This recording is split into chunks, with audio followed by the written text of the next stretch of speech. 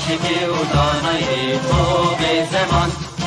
اسند کردن برن اسند کردن برن کرد جنده بن جنده به قطعه آلا کردن جنده به قطعه آلا کردن هم خوردن رنگ کور و شورشی سردکن کنادیان مدارشان سردکن کنادیان مدارشان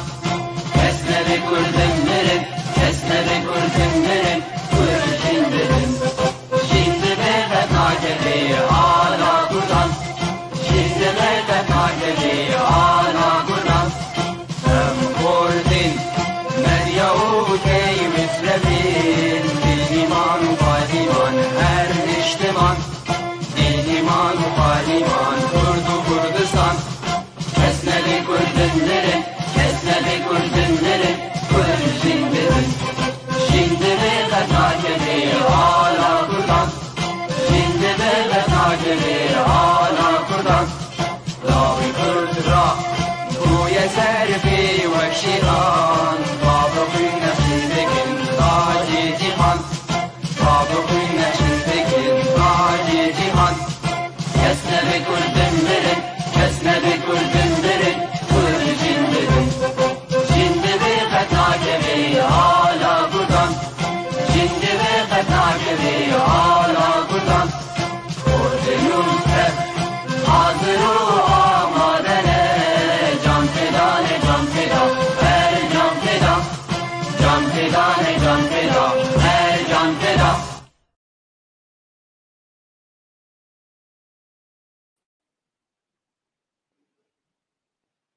تماشاوان نجا ایوار باش از باورم گرک ویدیو کوانا بلا ببونا بریمه دیسا جی از خیراتنه با تبادکم از هیویدارم هون دخوشیه دبن بناوی خوب بناوی یکیتیا گشتی نویسکار و رجموان کرد لروجاوای کردستان آنجی لسوریا از خیراتنه با تبادکم ام هیویدارم گو ام آنا دمک خوش به هفدور بقدینن لسر پیو تیوی افجیو گو مگو دستگاه کمی راگهاندنه یا یکیتیا گشتی یا نویسکار و رجموانان ام هیویدارم گو بدلی و بد پیش روژه دی بکاربن از و حوالی خواد چه ده کومیتا بریوبر و چه ده همی اندامی مد یکیتیا گشتی ام کاربن پیش روژه دی تشتکی خوش و بالکش دراگهاندنا کردی دی جور پیشکش بکن از بنی از کارم وی بیجم یعنی تماشاوان هیجا دما کرونا دست پیکر دمها آداره ده مهزر کر ام وکی کیتیا گشتی یعنی ویسکار روزنامه‌وانان ام هولدانه که بدن ام چالاکی خو رانه وستینن چالاکی ما اری زندیبون همی گلک دورن اوروپا لدار دکتن لی بلی وی دمیج بر نما کس دکاری بو در باسی ان بهرجم هف ما گود بلا تشکی می دیجیتال هبه و براستی جی گلک چالاکی مدوی دما کرونا جمعه نیسان 2020 حتی ایرورو زیدی چل حتی 45 چالاکی دسر کانال تیویل ما بلاف کر از کارم واجب ناف بینم جی و سپاسیه که بدم و دست پیکم لسر یک کرد بون کک محمد امین ملا احمد کارکی باش و درفتک باش دامه سپاسیه تایبتی بوی باش رم چون روشن تیوی جی او جی کک دیکو عنایت دیکو سپاسیه کش بو ویجی گلک چالاکی بو ما وکی کیتیا گشتیانی ویسکار روزنامه‌وانان بلاف کرن دوی داوی ده و هر دو مه داوی ده سر نتو تیوی بون خوشکام زینب جاگر و رجیه و کک ناصر سپاسیه تایبت بو تبا کو هولدان دان امکاربن چالاکی خولدار بخن براستی یک چقاسی بیجه درباری و چالاکی گملدار خستن دوی دما چویده هندکه اجبر مگلک تشت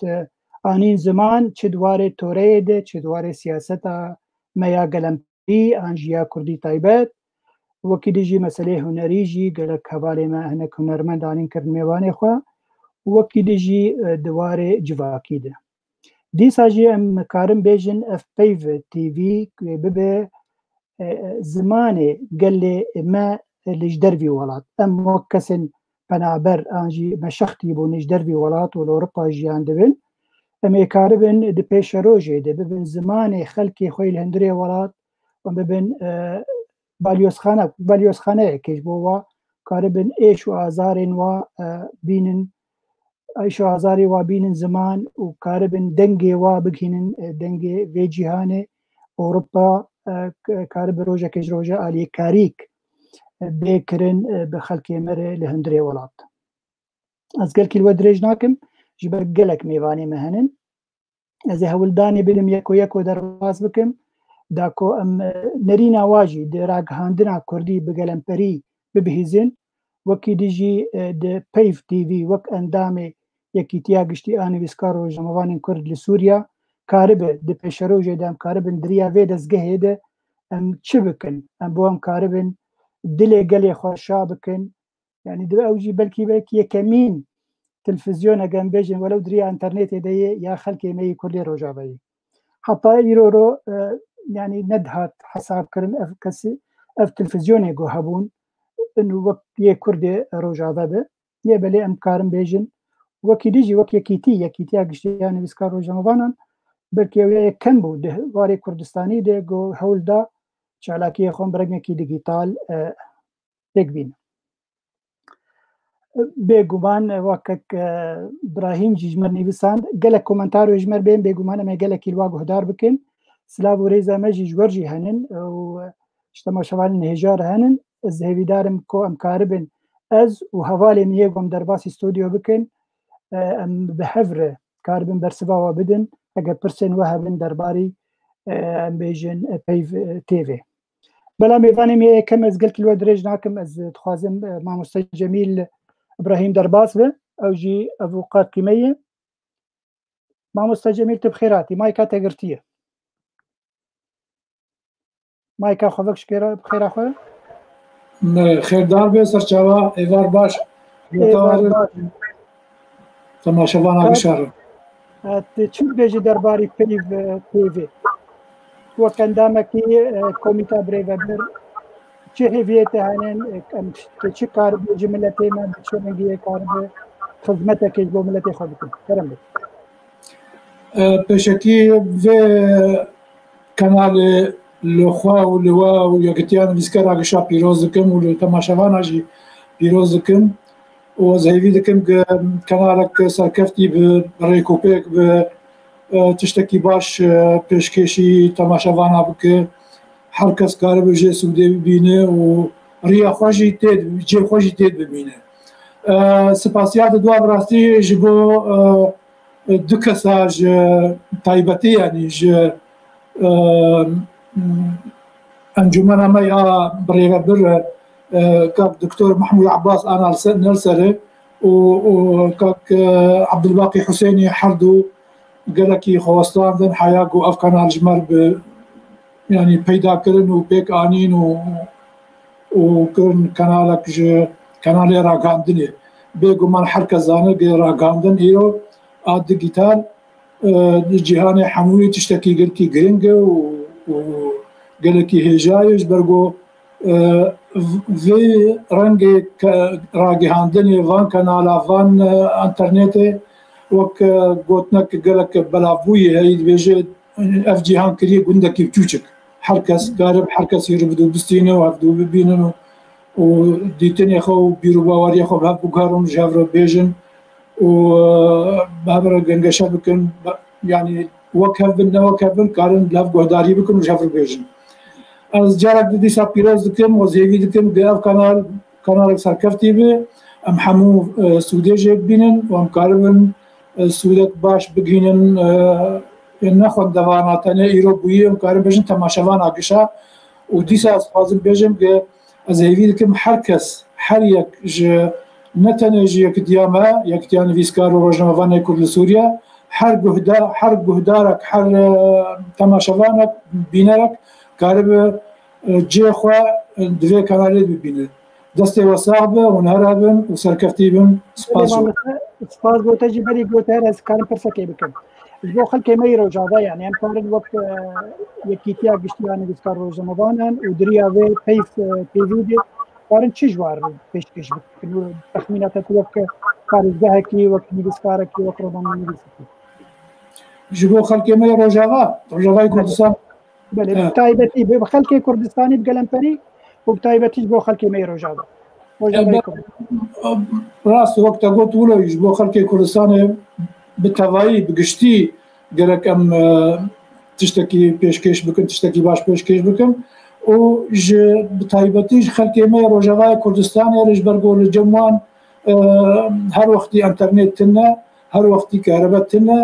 هەر وەختیژی نکارن تێکەوە ناوان چالاکیاوان vێراگەاندنێ ئەم هێوی دکن وەختێکی وای گونجاو مناسب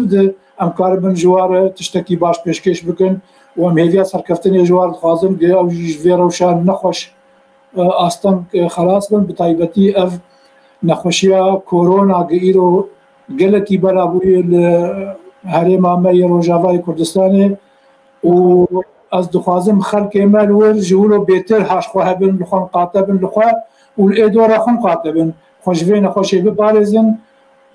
dîsa saeta we xweş destê we xweş be gelek spas ji we re her bijîn û her serkeftî bin. سپاس مامۆستا جەمیل ئیبراهیم پارێزگار و نویسکاری کورد. باشە میانە خوشکە خۆیان بۆ نیە ئەمەلێجی گۆدار بکەن بۆ نیە جەگەرخوین هەگەر حاضر بێ ئێوار باش کەک عەبدولباقی چاوانە باشن باس ساغمان باشن و ئەم گەلک کێف خۆشن ئەگەر عاجز موبایلا خۆت بەرەپانایی تەدانی ناوێ باشتر باش بێتێکە باشتر خویا بکەن مامۆستا جەمیل ئەگەر تو بخوازێت هەرێ ئازادە بوو بەێ گەلێکی باشە خوشکە بۆ نیە وەک قیزا سەیدای جێگەرخوین ئیرۆرۆ دەستگەهێک بەلکی یەکەمین دەستگەها کوردێ ڕۆژاوە لە دار دکەوێ پەیف تێوێ تو وەک یەک ئەندامە سەرەکە بێ یەکیتیا گشتیانی ویسکار ڕۆژنەمەوانان چه هێویە دەبێت تلڤیزیۆنێ دبینێ تۆ ئەم کارە بن تشتێکیش ملەتێ خۆر بکەن کەرم بک بەێ ئەسپێشی سپاسیا خۆش وەک کەک جەمیر گوت دووبارە دکم ji hemû êgo alîkar bûn got ev kenal a taybet ji bo yekîtiyê bi dest me ket û a dudwa ez kêfxweşim îro roj bo bi giştî ji bo Kurdistanê em karibin çalakî û nivîs û hemû karê got yekîtî dikir di riya vê kenalê re pêşkêşî gelê xwe bikin û her û her ji bo Kurdistana Rojava em daxwazên wan xwestekên wana hemû pêşkêş bikin û li ser biaxivin û bixebitin û ez gelek kêfxweşim îro ro got kenala Kulo vî rengê fireh bi dest me ketiye û em ê karibin zindî wek zindî dîrêkt em bi hevdû re bidin û bistînin û ji milletê xwe re karekî pak bikin.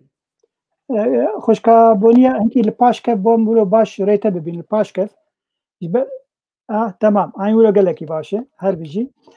باشە خوشکە بوو نیە ئەز تشتێکی دخوازم بێژم یانیوە بش بۆ سەیدای جەگەرخوین ji بۆ هەمی کەسێ مەی تۆرەوانین مەی کەڤن و یە چوونە سەر دلۆڤانیا خودێ gelek berhemêwa henin gelek xelk heta îro rojî berhemêwa nas nakin ew hizrek heyî li cem te got pêşe rojê programek çê bibe derbarî wê tore û çanda veşartî aniya kes nedîtî bi taybetî berhemên Seydayê Cegerxwîn tiştek hizrek wilo cem te heye bêguman em karin îro ro ev kenala me çêbû programê me wê gelek bin pêşkêşê goê van programa pêşkêş bikin wê gelek bin em karin hemû amade bin ez bi xwe karim herdem ez amade me got ez ser malbata xwe ser yekîtiyê ser bavê xwe ser berhemê bavê xwe dişa biaxivim bêguman hene tişt ê çapkirî ê neçapkirî cem me hene em karin ser biaxivin îro derfetek mezin bi dest me ketî û divê em ji dest xwe nebin û ez ê gelek spasdar bim ku ez karibim vî tiştî bikim. Gelekî spas xuşka bûniye em hêvîdarin pêşe rojê de em gelkî telser vê kanalê bibînin got berhemê xwe jî pêşkêş bik û berhemê bêguman em ê gelek çîrok û çîvanok ji milletê xwe bêjin em hêvîdarin ku em karibin wego me got tiştekî bisûde جوار پێشکەش بله بکەین. والله كيف خشيه ما بيسي نور براستي ام يرو حمد وك اندامي يكيتي ام قال لك كيف خشم في كنالي وسباسيا ودكن ايغو الي كاركر وافدر فتا مزنج ما تشكر گەلێکی سپاس خۆشکابوونیە بمین سپاس شباب بين خوش ستابا تەماشەوانن هێژا و گەلک سلاوە ونجمەرچینن سلاوێ مەژی یێمە و یەکیتیا گشتیانی بیسکار ڕۆژنەمەوانە ژوەت تەبار هەیە چ زمانی کوردی هات نویساندن چ زمانی عربی بێگومان وەگۆ بەریانە جمگۆت سپاس دیا بلند سەرکەفتنج بۆ مەتەوە وێ پرۆگرامی مت پێشە ڕۆژێ دە هەر بژی مزگین حەسکۆ زەویدار مزگین گۆ دەرفە جەمتە هەبێ تو دەنگێ مەتکە تژی دەرباس بێ و تکارە بێ هەلوەستا خۆ نەرینە خۆ دەرباری پەیف تیڤی و هەروەکی دیژی بێ ڕاگەهاندنە وێ دەستگەها ئەم بێژن ڕاگەهاندنە یەکیتیامەیە گشتی تبینی زمان زێ ئانا دۆزا میێوانە خۆیا سسیا بکەم نارین عمر ئەگەر حاضر بێ گەلێکی باش بێ خوشکا نارین تو بخێراتی خێردار بێ باقی دەنگێ منایە چاوەیە ئانا باش بوو بەلێ گەلێکی باش متخۆسم نابێ باژارێ تەژی ناز بکن بەر ناوێتە دەین نارین عمر تلشکیژە باژاری ئەڵمانیا دمین نارین ئەس لە کارسلوێمە ئەو نێزیکی کوی بۆ نێزیکی میونێ خەوادە نازارم نەنا نزیک شتوتگارتە شتوتگارت اوكي غمنا كبرى داني ألمانيا غمنا ألمانيا بآخر وخلاص كك ناصر قد كارب دينا ألمانيا البرنامج نارين عمر وقال لك باش به الوزبانة ما توروانا ما يا كرد يا جو قال لك بقال لك زمانة بيجم بقال لك جورين توري مجول دبل نارين تيجي وكيك دكوميتا بريفا بريا كيتيا قشتياني بسكارو جمعوانا إيرو دزقاهك ميرا قهاندنة چيبو بيف تيفي ولو چه هویته هنن شروجه ده کار دریا و کانال ده چی کار به پیشکش بکش بو گلی خو کرم بک إفارة وحمية بخير وخشيبة هلبت أزجي قالك كيف خوشم كو أف كنال بدس مكتيا از كنالا بيف الأخوة والوا والحل قال ما بيروز دكم براستي أف سالم درجة أم كارو خباتي إجبر في یکیتیه دکن اف یکیتیه کو کارو خباته ما و یکیتیه دبن خدمتا چاند و هنر و ویجا و دیروکا ما یا کردی دیا کچا و هیویا من اواکو اف پیف تیوی ببی آلافکش آلاف راگهاندنا کردی و دیسا خدمتا چاند و هنرا ما بکی و بر ابجی انجامک جا انجامه وک مگوتی کارو خباتا ما یا درجه دیکی تیدا وکو پینوسانو کووارا پینوسی از بباورم گلکی آلیکاریه و خدمت دکیش گلی مراش نویسکاری مراش و جوانی مرا چند ما کردی را وکو خلاتی میجی اف خلاتی کو ام بناوی نافدار خو ام درخن و ام ددن نافدار خو و خندوانی خو ام ددن نویسکار و جوانی خو یهجا بله اشتاكو أفكارم بأخذ مصر بيف تيفي وكو تقوتي كي باقي يعني بلكي نيا يا كمين جيبه بس يك شوا كنال يا كمينة يكو تايبت قال ما روش أباي كردستان رتشيبيا وقال لك أسفاسيا هوالي ما هجادك كارمندي كو اف كنال بيك آنين وهوالي منافي وقوتنا دجم نحو جيدي سائز دوباره بكم قالك باشا ناري خان تو وك نویسکار گلک جارا متدی سر تلفزیونی چه دریا ام بیجن چالاکی کیتیا گشتی وکی دیجی تا گلک تشتنوارا گهاندنی کار کریه حضرت هی پیش روزی ده کار کی وابک پروگرام تی تایبت به دواره چانده و تورا کردیده بله هلبت البته دست بگیده من آماده بینا خدای خیا کرد و کات قاصه سالم درجة از خدمت ادبارية كتير كم هلبت نها ازي بهتر بكم واز آماده ما كو از برنامج كي ازي پیشکش بكم تشرو جدا قال لك سباس بو هبوناتا وسباس قلت حاضر بمري ازانا خيراتني بك دكتور محمود كم يجي ابراهيم والما ابراهيم عزيز ابراهيم اليوسف بمري القلمنن از تخوازن نحضر بمرا بن علي كاربن جبر قال لك تعليق ثاني بساندن ونهوجي كارن برسبا وابدن ام دس بكن دكتور محمود باعتباره الجورداني ابراهيم باش يبار وخير يبار باش ابراهيم يبار باش دكتور محمود دكتور طول امريكا دمينه وسباسي تايبت اشتر هي قلت هشت دنجي ما وكي كيتيا قشتياني بسكارو جمبانا بجيبيجي يعني دريا بقيف تي في ده ام هبيدار ام بتف بهفر بقاربن بقيف تي في بيش بخن وبب دزقها يكمين يا رجا عندنا جبو خلقي مي كردستان روجابا دكتور كات چه درباري و قيف تي في بيجي پیش روجي چرنگي کار بك ز براسي سپاسيا یکیدان اسکارو جمعوانی کرد تمامی کم و بتیبت دسته بلند تیده داخله از گلکی سپاسیا که تدکن که باقی وی کاری گوتت که براسی وی پیشکش نگو تو گوت گلک با مجارا پیشکش تی برین هاج ده گلکی کار کی سر گلک کانال دی قصور مغرب باوی ای هم به عمر شماستر پیچکی ادوی خیل پیشاده که باوی مانی از ردا می پریتا بعمري خوش ما ازا عزيز حازبنا قوتن جبرتنا براسي افكاري هكا بس يعني تشتي وقم هكا ما دوي بلان كر ومش قناه شي بس نكاري تانية بتيبت كاري ما تمام فبرا كاركي ام غانا في اصلا هاي بلند يعني اصبح وردكم افده بهتري ده دو 15 ساعه تقريبا فبرا كاردكن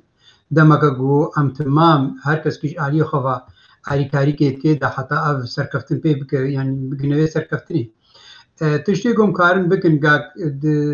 چه دواره میجوکی دبی چه دواره روشنبیری دبی مثلا جبونی جواکا خوی کردی جبونی جواکا روشنبیری جبوی جواکا سیاسی تمام جمعت خواستن اموکا اتخوا و ترابین یعنی یکو ایرو یکیتیا گشتی یعنی اسکاری روشنوانی کرد کارد که از خود مینم از باور دکم یه پیشکش د رونایا گلازمه ام بخنه سر جواکا خدا اجمت خواستن ددم آواری ده چه مجاری گم پی بخنم هیویت کن گو بکوه وی بنگه ده یعنی وی يعني خدمته ده جبوني ملط به جبوني جواكا روشنبيرية سياسي به طبعا مجار قركنا نقري داي ببواركي تنيفا طبعا ام بني هاجي تجي بلوكريه وبني هكاك ابراهيم وانا تمامي جو باركنا خوشكا فاطمه خوشكا اسرا يجو برينها مجار قدمها دين براسي هرتمجي مجاري ما قالكي فرح بون چدواري البسي ده چدواري روشنبيريه ده چدواري رمياري ده ميزان دنا خسر تفکر آخوی سیاسی چی کار دکه هر تمجی که مخصوصیه وار نشتمانی دل پیشکش به یعنی بری داخوازیا مکس که کسایتی به اواها دکتور زانک گلک گوتنا تفکر کنالا ما از هیویتکم از باور دکم نه بس از هیویتکم از باور دکم کنالا ما وی که به خدمتی دا خدمتا جواک آخوی نشتمانی دا از پیروز دکتور بس ترسك دكتور شرماتره برسك هبو يكيد داني بو تخوازم شتبرسم يكسر داني بو كنت أتمنى لو تكونوا في روجافا يعني دخوازه انه خسكا اف كنال ايرو روجافا با لكردستاني روجافا با وام وك كادري وك برپرسي مجبور کار بکرنا كاتشد كاك بابي ماني افداخوازي هر يكي جمايا افداخوا يعني نبس ام يعني وقتي هيفيا ما ام داخوازي ما وام هيفيت روجا ام فغارن چه وك يعني وك كارك لور بكن يا چكي بس جبل لي ميزين اف ميديا هقاسي يعني زمن وكبوتي دم ومسافات قد كرنا يعني دي سنه كيلو كان ما امي حسيت نقول نجدر قام شو درت كذا ياج عمودي درت كذا ياج عفريني درت كذا يعني او دربون نمايا دلي مد كردستاني دي مادام ام دلو جاني خشبوني كردستاني كن اذا ام الورن بلكي ام لا شيخ الورن اللي دلي ما جوكا ما حمش بو كردستاني اف قناه ما بتيبت قناه ما نجبو اخوانيا مجبوي ولاتي اخوانيا جبوي فيش جريكا ملاتي اخوانيا بتيبت ازبهورت مدفردي طبعا اخفتنا جهيرز واحتراميا وهريك جماعه ازبهوردكم ما هيفيت كل جزارو كما الهندروي قامش الهندروي عمودي بن رابن وام دي سر هيفيا ما اصلا في خدمتكن صبح جبوني رزقاري جبوني كردستان ما تشبي جزارو كما ام دي كارب ازادي بقرنا ولاتي خا اف خدمه ما طبعا دافازيك هجايا واف دافازيك هورت حتى مرني مربيني بيغومان دكتوره زي درفتي بدم كك ابراهيم جبروي قالك كارو خبات دواري راقهاندنه كريه ما مستبراهيم اشتر به ما مستبراسيت ما مستي يعني حباجونو براتي دين عليك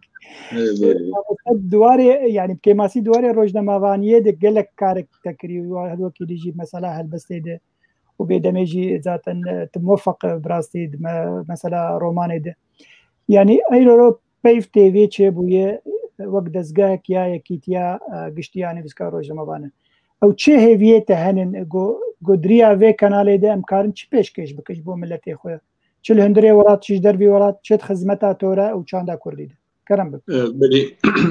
ایوار باش اسلاون مني قرم جي كاركر يعني كارمندي في كانالا مرهن كانالا بيف تي في رهن ووقت تيجي براسيد فيم بيجن بتايبت جي دكتور محمود وكك بابي ماني عبد الباقي حسيني كاركرن وقت تشتكي خازم بيجم يعني از بلكي كس ناويجي بيسو شهر ساعات هذا بتني حردو هباليما ويعني يكيتيا ميني فيسكارا بيسو شهر ساعات بتني كانال وقت بي جمر وقت الصندن وسركار كرن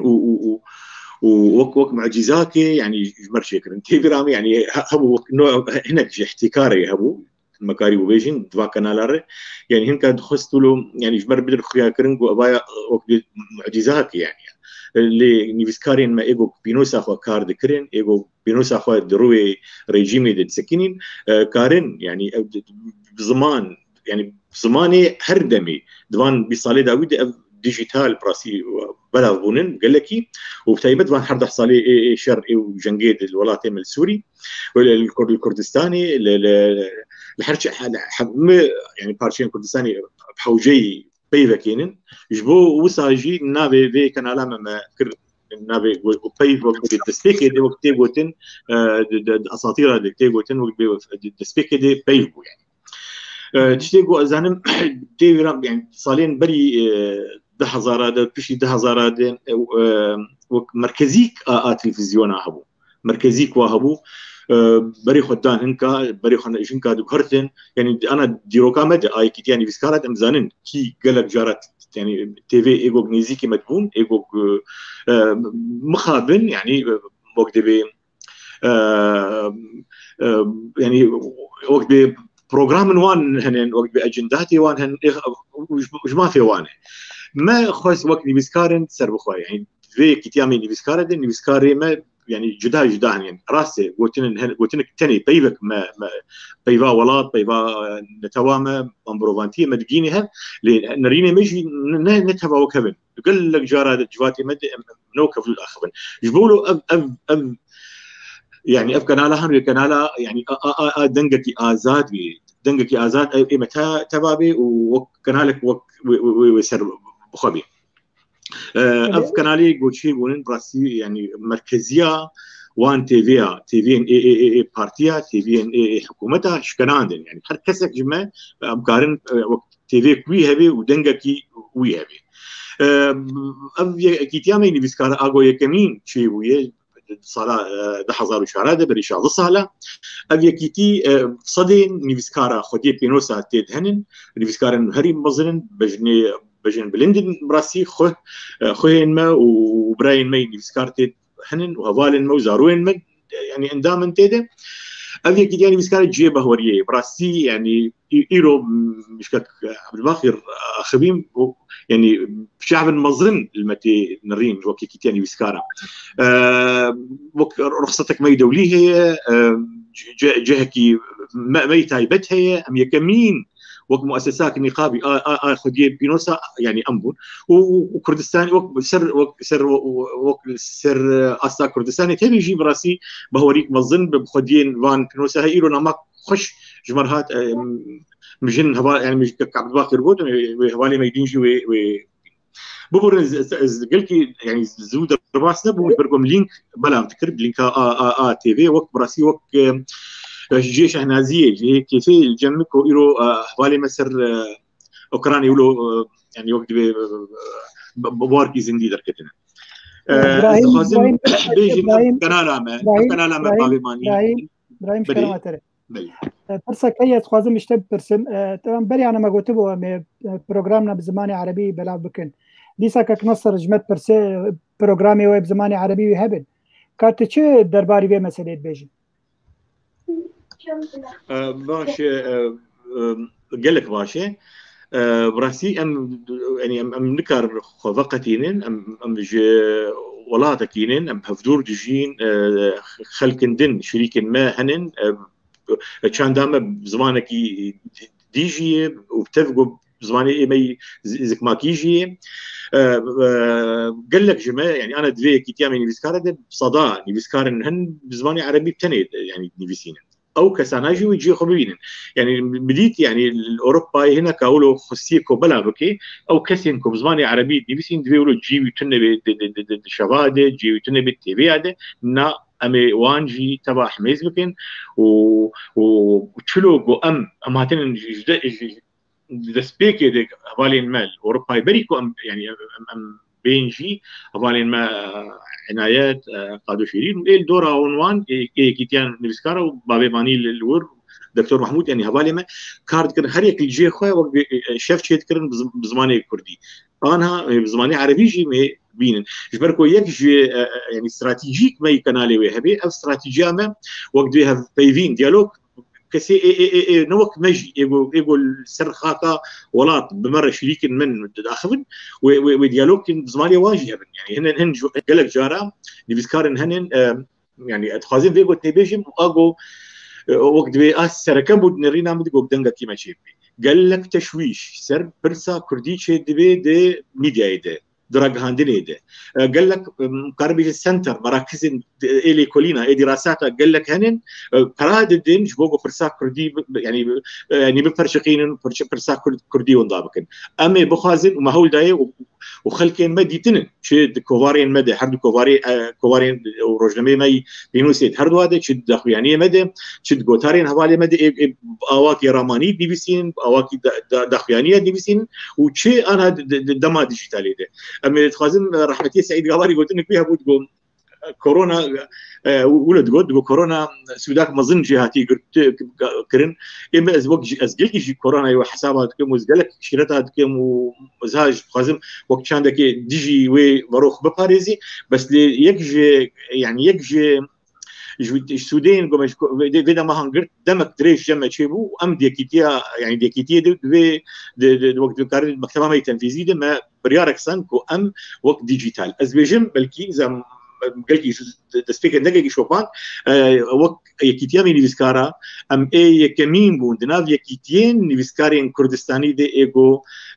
تي في او ايجو اواكي وقت بي زندي وديجيتال دركتين جبوكو ابدا ماغو خلق المالي قبول بخسكو ام بريكيد ناف خواد اواكب اسباس ورم قالك دريش كير ببور الماء لا خبناك كنال اتي تبع بري ملكي في جراي ازقلكي درنكم بس ماكي يسرا درنگ هشت نخوش روشاوي تندرستی سلامتی ان شاء الله يسرا خان میدارم گوتولو باش و پیش روز دولو پروگرام خوش پیشکش بکه يسرا زي برسك بكم وك همي برسا يعني بيف تي في كانالك دزگهك راگاندن ايه كارن شنو خدمتها ملتي خوا لهندري ولاد بكن تايبتي تد تازيك جنان الجمو هي أزبارم بين نفع بقول نفع تقردن جمو صافي آن ولو أم بيجن خوش تمام وك دزگاهك جنان جمعي ونقلك شالاك لهندري قامش لو وكيدي الباجاري دي كردستاني يكار تشاوا بفيرنجي خدمت بيف تي في بي كانال تي خدمتا كاري واري وادجي دنجي واجي بقين جيهاني دنجي وابقين حميم ملتي كرد حميم ملتي كردستاني كرم بك دستێکی بەزبەهەیە بێ کەناڵی بکەم کەناڵ ببێم دەنگی وێژەیە کوردی لە دەردۆری جیهانی تەوی بڕاستی جهەیەکی خۆشی و پیرۆزباهەیە دەبان بۆ ئەم ببینین ئیرۆ لە کەناڵی من کوردی چێ دەبن پشتی گۆگە زمانی مە کوردیژی قەدەخە بوون بەرێ مەل رادیۆ گوهداریت کرد مەل ئیزاعە گوهداریت کرد حتانی گۆگە ئەم کاربن وچەیەکی و تشتێکین بین لە ئیرۆ دەمان بینن کەناڵی مە ولو بلد بن وبفي برنجي بيروز باهي دتكفن براسي جيك فشي وجي شهنازيه وكنالا بي او دنجي وجهه كرديه دنجي نبسكاري كرده بوغ كارب دمين بيشروجي دمين بيدم قالك ببا مالا سياسه مداره ومالا تالكوانا ومالا نبسكاري كرد براستي او دفازها ماجيكي او جوجل اف كنال ببم دنجي كيشا ملتي كرد بالتبي براستي وكم دي جن او ستونا افانيا جواكي والسر ملي جواك تي افاكرين دما بوغي دنجي جنيجي دي كانالي ذهبي ويجيكي فشي بجمر وك جني دما بو امكار دكن وتشالاكي ما تين داخستن بو او جينو تشين سكر وخباطه جني لكردستان روجافا بتكرن بوغي دفت دان جوير جيت هندري في كانالي براسي جي كيف فشي وسر بلندايه وام دماغوغ ام مدديت راغاندين كم دي وتشاوا بو تشرنجي دكاتو ايرو بيرنجي كيف خوشي دبكave ما تخص بوهين بهتر ام قاربن جو كنالي ما بن كنالي اي رسمي وك حمو قنالي ابي ناب دولتي اي جهاني جو ام قاربن بهتر دفتي تبسكينن وام بهتر قاربن دنجي خوبينن جباكا دردوري خا بله فرصة كاتية هذالكي من أبي راشد الأحمد دبيجي أجهبدارم كوهون وك ذي كنالا بيف تي في والنبن وك كنال انديتر مثلا كروتيني به يك تو وك جنك كرد يك كارب چرنگي في راقهاندني في آلابا راقهاندني پیش بخير جواري خوي بيجن كلاسيك دركبه ووقو ديسا قوتناوي هاتي راشد الأحمد انه تشتكي غير مألوف مختلف قدر الامكان يعني بالتوفيق يعني سباسكك راشد الاحمد هذالي ما يجي كلام بك يسرا ادبيجمرك عندنا ماني كردي او رولا خوي مظن هي نسقنديه وازبيت بقى بلكي مقاربن جواري روتيني دا كفن يعني ام جواري كلاسيكي دا كفن اف قاف جير دفين واف وقت بيجي دعمك مظن جمرهين دفي وام قاربن ام تشتنه ام دخين عند ريا راك عندنا فرق بريا كنالي فرق يعني قابل جمرت فين ام نكارن بجاره كره ام دركبن جواري كلاسيكي بنرينا مدى براسي از يعني نريني وجهك هبد في درباري ده از بلو از تبين نرينا منا قال لك سباس اسرا سر مداخله بچوك له بخير وسلامت دما پیچیده گلک در فتچه بده که پروگرام پیش بکه امی تبین بکن میوانی خو سپاس گلکی تو آزاد یعنی جبر تندرسیت جینا باشه تو آزاد کار مرجی بینید کار هره زي بانكي نو درباسكم جي كردستانية كاك عبد الخان تبخيراتي خير دار بن ناف خير دبن وان شاء الله باش نزل باشن صار بس السلام مستاذ وكو عبد الخان تلداري عبد الخان كوچر تشواد خوازي او كوچر براستي از گلکی کی خوشم بختورم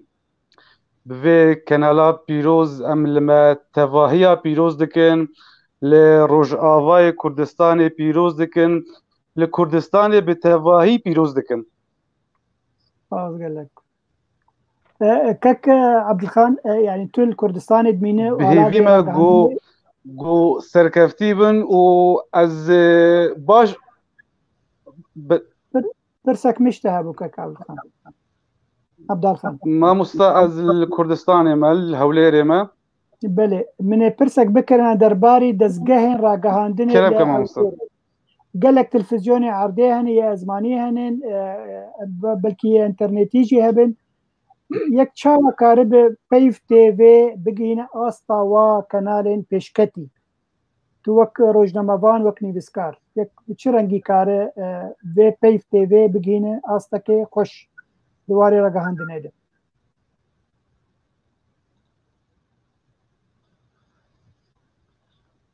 دنگيات انه خويا دنجب مشكلات هي ما مستا بيف تي في كاتشلو بتشي واي بينوسا نو سركفتي بي دنگ يامن بلي كرمك ما مستا خويا انترنت مشكلات اللي هبد نابرك بيف تي في كاتشلو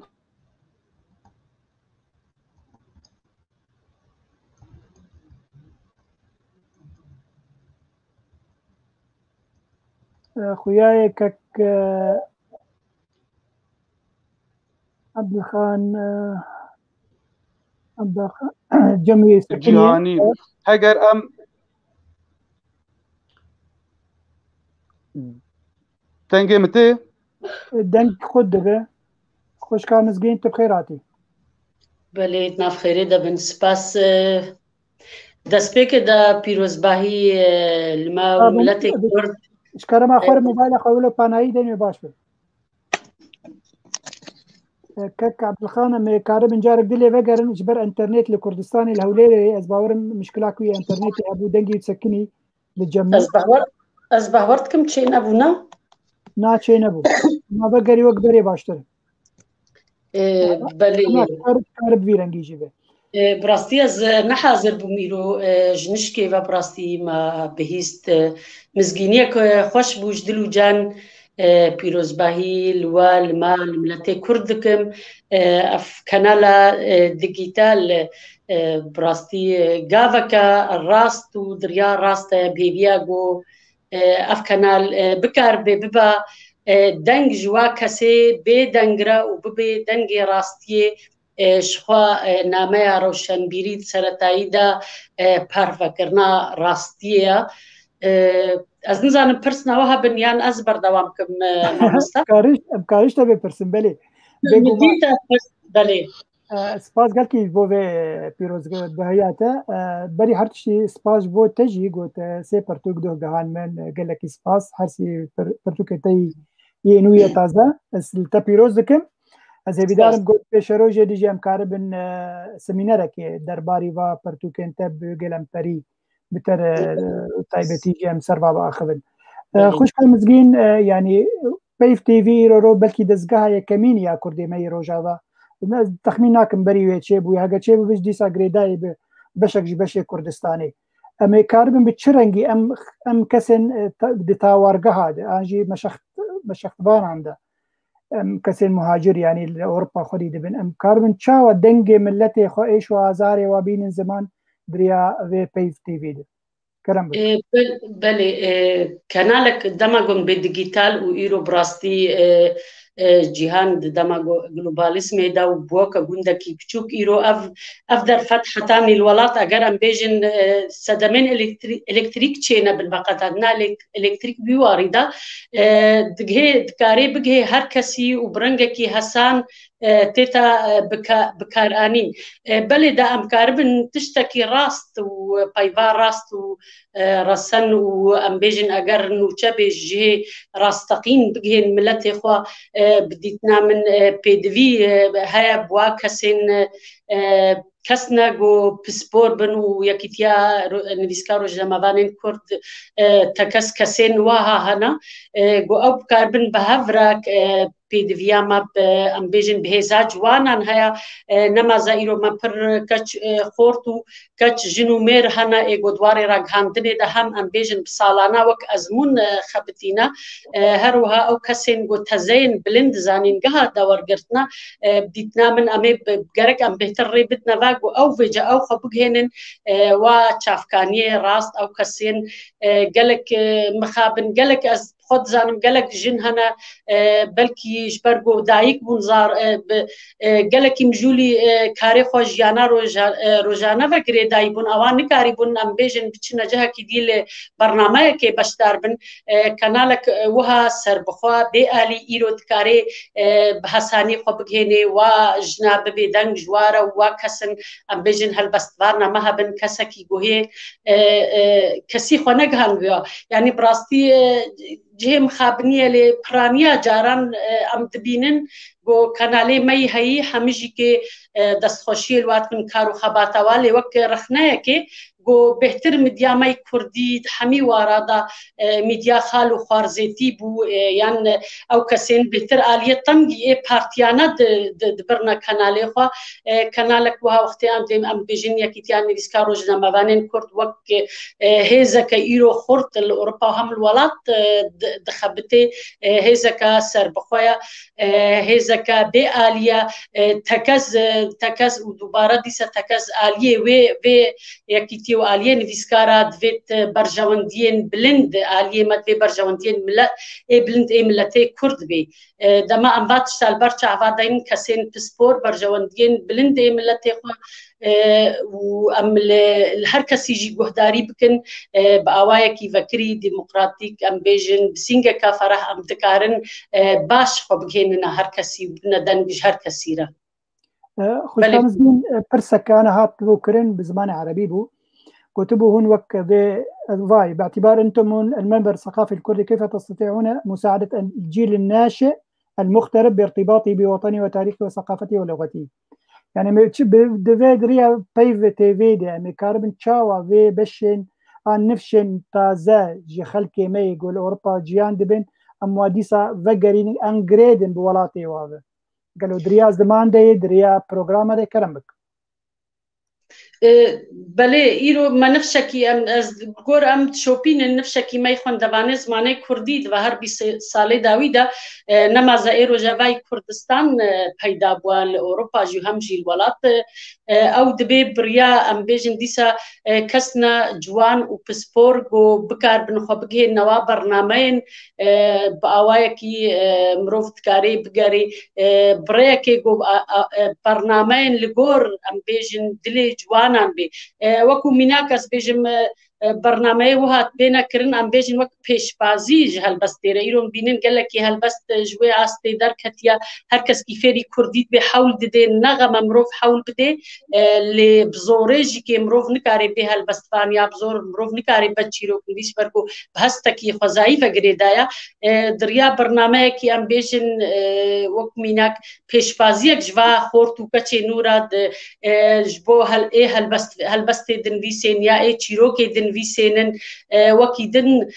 eger ew derfet hebe û temaşe baş bê bernameyên em bêjin ciwan pir ji mûzîkê hez dikin bernameyên peyda bibin bitin dûva hunermendê me Kurd got bêhtir em bêjin li gor ritma û weke dibêj bo ciwanan distrênin dwarê şanogeriyê de tiştin hebin belê rengê kar pirin tekez şev û rojekê de jî ev nabê lê em bêvîne got rojê hatî de ev hemî jî bicî bêne kirin gelekî spas Mizgîn Xan ser vê mudاخلاتە ez devîdarim di pêşe rojê de em gelekî te bibînin li ser peyv TV û tu bibî yek xwediyê wê herî sereke spas gelek tu ana azadî tu karî bi mer jî bimînî tu karî jî jî tu herî çawa okay كاك ابراهيم ودكتور محمود يعني هون جي كارن دناف برساج في كسي درباز دبن كارن برساج بكن هر وكي يجي قالك سلافا المدكن ومثلا بيجين هوار هما بيل كك ناصر في مداخلة بنرن كابتشي قوتيات يوم ينادون أنتم مكاد أوروبا المفروض الدعم لي في أوروبا وفتح الكمولات بكثر وتعلم أطفالنا اللغة الأم وفي المستقبل أولادنا يدعمون وطنهم لأن ما من 10 سنة نحن مغتربين وبعد 10 سنين أولادنا بإذن الله تعالى جميعهم مثقفين ودارسين ومتعلمين وعالمين ومهندسين ومحامين وإلى الدعم زائد اللغة الكردية. على كل يعني هالوصفة وأنه يكن كي يعني أم ببن برك دواري زماني كردي جبو نفشن نهاتي قول أوروبانا. ميوان كي مي عزيز أنا بمر درباس بويه جان كرد هكاش كرما ترتو آمده به كاميرا خوفك از كارب مولو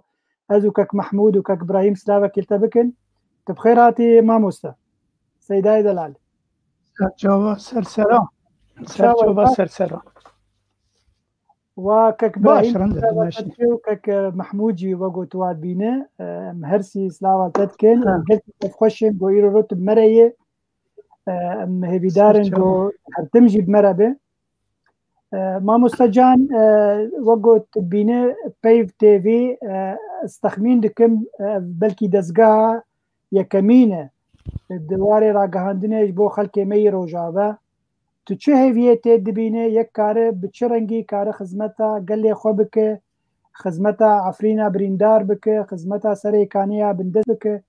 يعني ام كاربن بتشرنجي في آلا في تخن خدمتا ملتي خولندري ولا كرمبك د سری دا سلاف جوارا گلک سپاس برخدار به پیروز به سرکفتی به عيسى عليه السلام قلت دسبيك دا بيف بو في البداية كانت الكلمة نتزان نعم نابليون بونابرت قلت از جغيزغيزة قلمي دا ترسم جدنجي جهرمينا توبان هر باور بك كنالي كي وقفي بده بر ذاکره خودت بیران خودت بده بر و دمه کو برادر بنزور دبون ده آوی دجل را ده چهاد برفانی را ده هر درکی را بچن حتی نی گلاله بو خبری کی لسر شورش کردی درست بیننج ملت خور روجاوی کردستان نه هنکا گوت کی بی ازلام گو ما حز ذکر اف کنالا لقامش لوبه یا الباجار کی روجاوی کردستانی ایدی وقت دکتر محمود گوتیه او دم و زمان بناو هف کتن بری نها بده سه روژا برادری که از حیاتا خودان مناو وی نویستیه عزیز شامیلوف جمهوریه که کماری که روسیا که مناو وی کمار جارا نویستی هر باور بکه اگیدین نظام چی اگیدین در جمهور دیوان خود شاند هیوی چاوه یعنی بی از ناس کرم از لکمه مالا ملکویش مرا دشینه اف وی اوی هسکرین سیده هم دبه نا اف شبکه اوی شبکه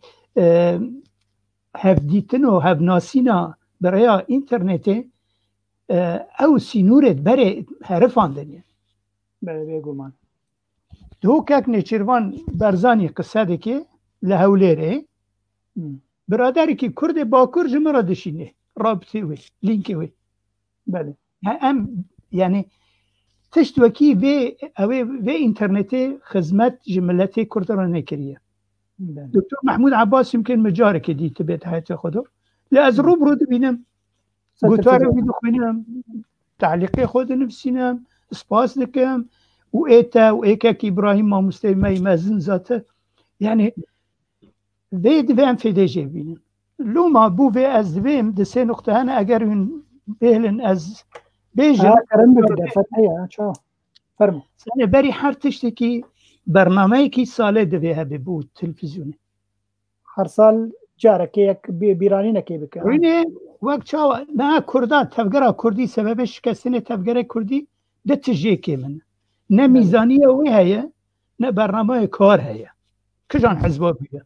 هر به که على الممینی میزانیه و چاوت کنگره چه قرار کری میزانیه تو نه بیجه باشه و هنه چه کاری بکنده باشه شمه پیش وده تو نه دوی ام جوی تشتی که اون درباز من ام تیکه تشتی راست زانیار و پیشکتی و هیجا برنامه ام چیه بو و 6 سال ناش به ایوران دسه تشتی بچوک منویساندن اگر کار به پارو کرن ویب سر کبه مثلا کرد گلک جن نوچه حزد که دوی نوچه وانی هبه وک او خیزار لبنه تنویساندن درکبه روش به روش جار به جار گوهات وی خستن درکبه چه نوچه تزل کردستانه هنه به کردی لاتینی حاجت ناکب زمان دن جبر که خورته مده خوازن فیر ببن کردی او یک نوچوانی یه دیگه سیمینار گلک تشته هیجان الجم دکتر محمود خوازه بو ما بیجه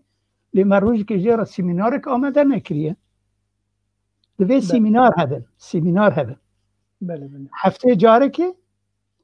روشنبیری که کرد به عرب به ترک به اوروپی به چه ملتی به بلاو به لسر مجارد کردی اگر دیروک اگر زمانه اگر هبونا نتویه اگر کار سیاسیه یعنی دوی سیمینار هبن یدن هف پیوین هبن گلک هف پیوین دو وقتی که مال پرا کردایتی دا من دان به هفته جوان تقریبا 6 هف پیوین چه بویه از کارم نه گلک راحتی بخونم جهاز بکم تبی کو بری به 10 ساله بود یعنی هف پیوین دوری که مزن دلیزه یدن هنربانی کرد مجدم بیور حزکه و راسته و سمای حزکه بر اینها به چند روزا برادر کشم راشانج خراسانه هر باور بکنم چاوه میکد هنری که گلک هیجا گلک مزن لخراسانه بکرمانجی من نجزانی من ناس ندیکر اب دوی مثلا هنرمندی که گلک مزن ای دعوت بکن فرمو به تشکی بیجه او دبالا مده ایدن ناسدانا پرتوکان من پرتوکک آمده کری تقریبا 400 روی پله به ناو ناسدان و رخنه همی کسی کجمرا دیاری شاندنه به کردی بنا کردی لاتینی بلسر پرتوکه وانا تشتک نویساندی نیف صفحه یک صفحه که اف پرتوکاش کدر کتی جمارای وی فرمی چیه چند روی پلنه هندره وی نواروکا وی چیه کوالیته وی چیه اما تشتنی ولو بو نازدانه اف نازدانه پرتوکا دوی بی بردوام بکی بشوی کی یدن لسر زمان کردی برادرنو زمان من مخابن و بیتر لجزیره تیک چوه هر باور بکه گلک پیوین عربی کتنه ها لا بس وی گلک سیاسیه مهنه وقتی ده پیون جدها پیوا بنفسین الجام خو دو کردی درد کبه نبيج عزيزي عمر عزيز وبيتشي قالك ونابنمونه يعني چند جرا بترکا کنینه ام دیویژن با پاک زمان ترکی تده حرفک به ترکیه او دی گشت یا عربیه یا انگلیزیه داره یعنی او زمان کردی دوی هلبست مثلا خوشکا مزگین یا که تنگزار یا فلان دعوت بکن شعری خوب بخونن چروکی خوب بخونن یعنی تشکی بخونن ملت گوداری بکه یه دن فرهنگ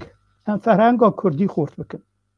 زمان کردی پشت انگلیزی یمکن زمان دودی العالم به مزنبینی و فربینی و دکتر که مختص به مرهی پاش را میوه پرسجه بکن ایدن مگو رزمان کردی دبن به مثلا زمان کردی دا بسر کبه باشه داویه چه بی؟ بس سیده جانکر برسك جمر هات أنا خوش كان از باورم روجين قدو بو بيجي هم كاربن كورش زماني أواداني دي سب زماني عربي مخابنداني متخصص كردي با دي هم كاربن برنامج أشي بكن درباري فيربونا زماني كردي سيرفي كان ضروري وقالك ودرفتها به يعني وبشرنجي يعني كسن باسبور دواري ري زمانة كردي ده هي أنجي فير كردنا زماني كردي والله الجمن تراز دخوازه جسال هفته و 2 هفته و 3 دا من بدكت لوكي خراب دنویسان لحلب و لشامه و هنك ده حبسه دا بر اینها به چند سالا برادر کشمرا سوره درخست آنی هیه ایدن ده کووارا برخودان ده تم ترکی درد کت گش به ترکی درد کت مجی مگو برادران قش خوده ناترسن هەمە دو پەلە کوردی بنووسین و کەس نەبنووسینێ مەگو باش ئەژواران سەر زمانی کوردی دنووس دووەردەژی پرتوکە کامل یعنی جار بجار هاتی بەڵاوکردن و پێش لەبێ ئەوێ بڕێکێ ئونیڤێرسیتا زانکۆ بوونێ و ئەو ڤەکردبن دەورەك ڤەکردن بوو مامۆستای زمانی کوردی و مامۆستانی هێژا بنژی ئێمەی کورد بین گشت چی خۆ قەید کرد حتا هەنێ کژمڕە گو داتی بەر چێ گو یەک ژی مادێک ئەم تەدریسکن کتێبێت هەیە تزانێ ئەچوێن بوو زمانی خۆ ئەچوین بوو عەفوەن بوو شەهادەی ئەچوین بوو یعنی بەلگەیەکی بستینم دو دەرێ 6 ماه چبی محەمی تشتێ وان دەگوتن و مش دنویساندن هەبالێ مە دنویساندن جباندن سەر عەبدە جوێژی کتێبێک دەردکردن لێ مشکلێکی مایەکەک عەبدولباقی ئەز کارم وان تەوا تێخم خزمەتێ پەیف ئەمە ئەز نسیب خۆ نکارم یعنی ڕەوشێ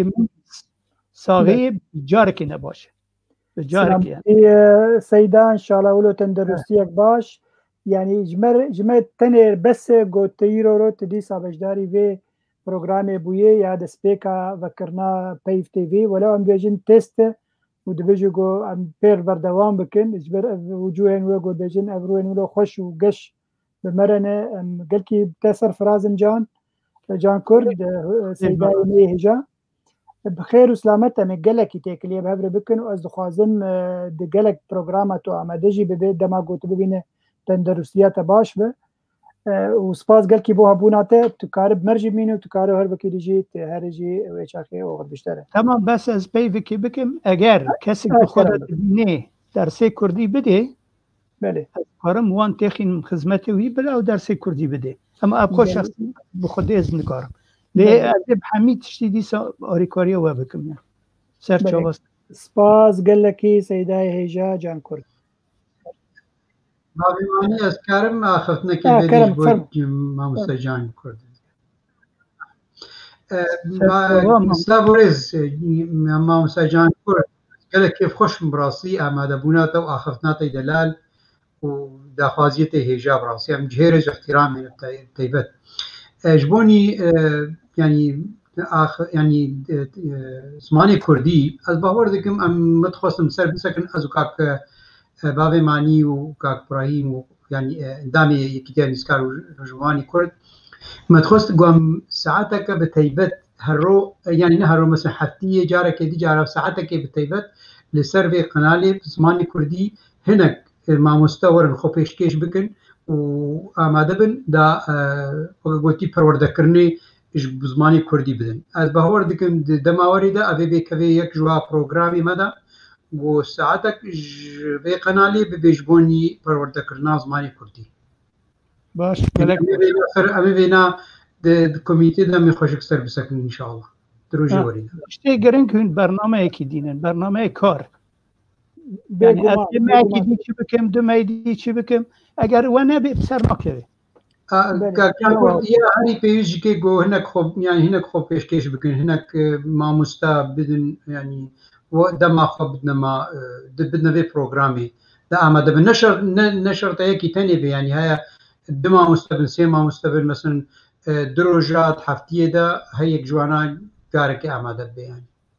belê bêguman baş em ê herin spas gelkî Can ji bo hebûna te em ê herin cem Doktor Heval Slêman Heval Mîro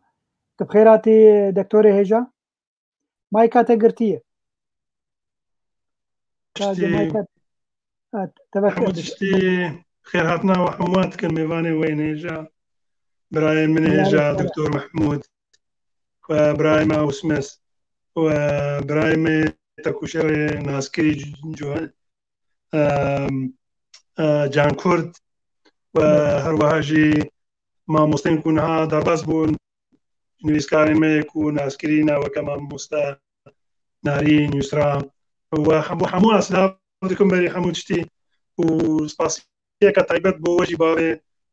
cenabê mamosta bavê maniyê hêja bo mamosta bavê Eymen mamosta Ibrahîm we pîrozahiyeke germ boî rastî televizyona ya jî qenala peyv dikim rastî tiştekî pîroz e gavekî zor girîng e پیرۆز دەکەم بەێ بله مامۆستا بله بێگومانە بگەلک پرسیشتەرن ژبەر یەک جێ پسپۆرێ زمانê Kurdî ye belkî Dektor Mehmûd gelkî te nas nake dektora şairê dektora û majîster danê şagirtê xwe di zanîngeha Mardînê war wekî dî jî gelek kar û xebata te di warê ziman de heye çi li Ewropa jî çi li Kurdistanê ez hêvîdarim ku ev hemî têk ev xizmeta Peyv TV de ji ber ev kanala me tevahî wego Mamosta Ibrahîm jî got em hez dikin em wek hegem bêjin rewşenbîrên Kurdistana Rojava li ji dervê welat û çil hundirê welat zaten jî diriya vê kanalê de em wek got bêjin sewiya hizra milletê xwe hildin em karibin xizmetekê baş ji war bikin. Mamosta tu wek bi sporê zimanê Kurdî yek karî diriya vê Peyv TV de dikarî çi xizmetê ji bo milletê xwe bike kerem bik. Belê bi rastî wekî cenabê we jî dizanin ragihandin medya di jiyana gelan de di jiyana miletan de roleke sereke lehîstiye di pirsên cûrbecûr de yanî di pirsên netewî de azadiyê de di pirsên tevgerên rizgariya azadiyê ya netewî de we yên civakî de we yanî bi rastî ragihandin em dikarin bibêjin di cihê desthilatê sêmîn de berê bêjin ya çaremîn de em karin bêjin çi miletê ku di dîrokê de eger em baş dîrokê bi awayekî zanistî bi mîtodên zanistî we hişyarî bixwînin ragihandin bi rastî roleke sereke di rizgariya gelan de di medeniyeta gelan de di pêşketina gelan de di rêxistina tanzîmkirina jiyanê de roleke bandoreke sereke rastaqîne li ser gelên dunyayê çêkiriye û çê dike nemaze ragihandina azad ragihandina ku bikar be realîta jiyana gel bide naskirin bi ji gel bibe nasname bibe deng bibe wijdan bibe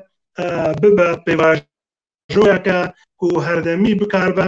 pê revderdê wî re ketin û rabûnê wî re bige û çareseriyan pêşkêş bike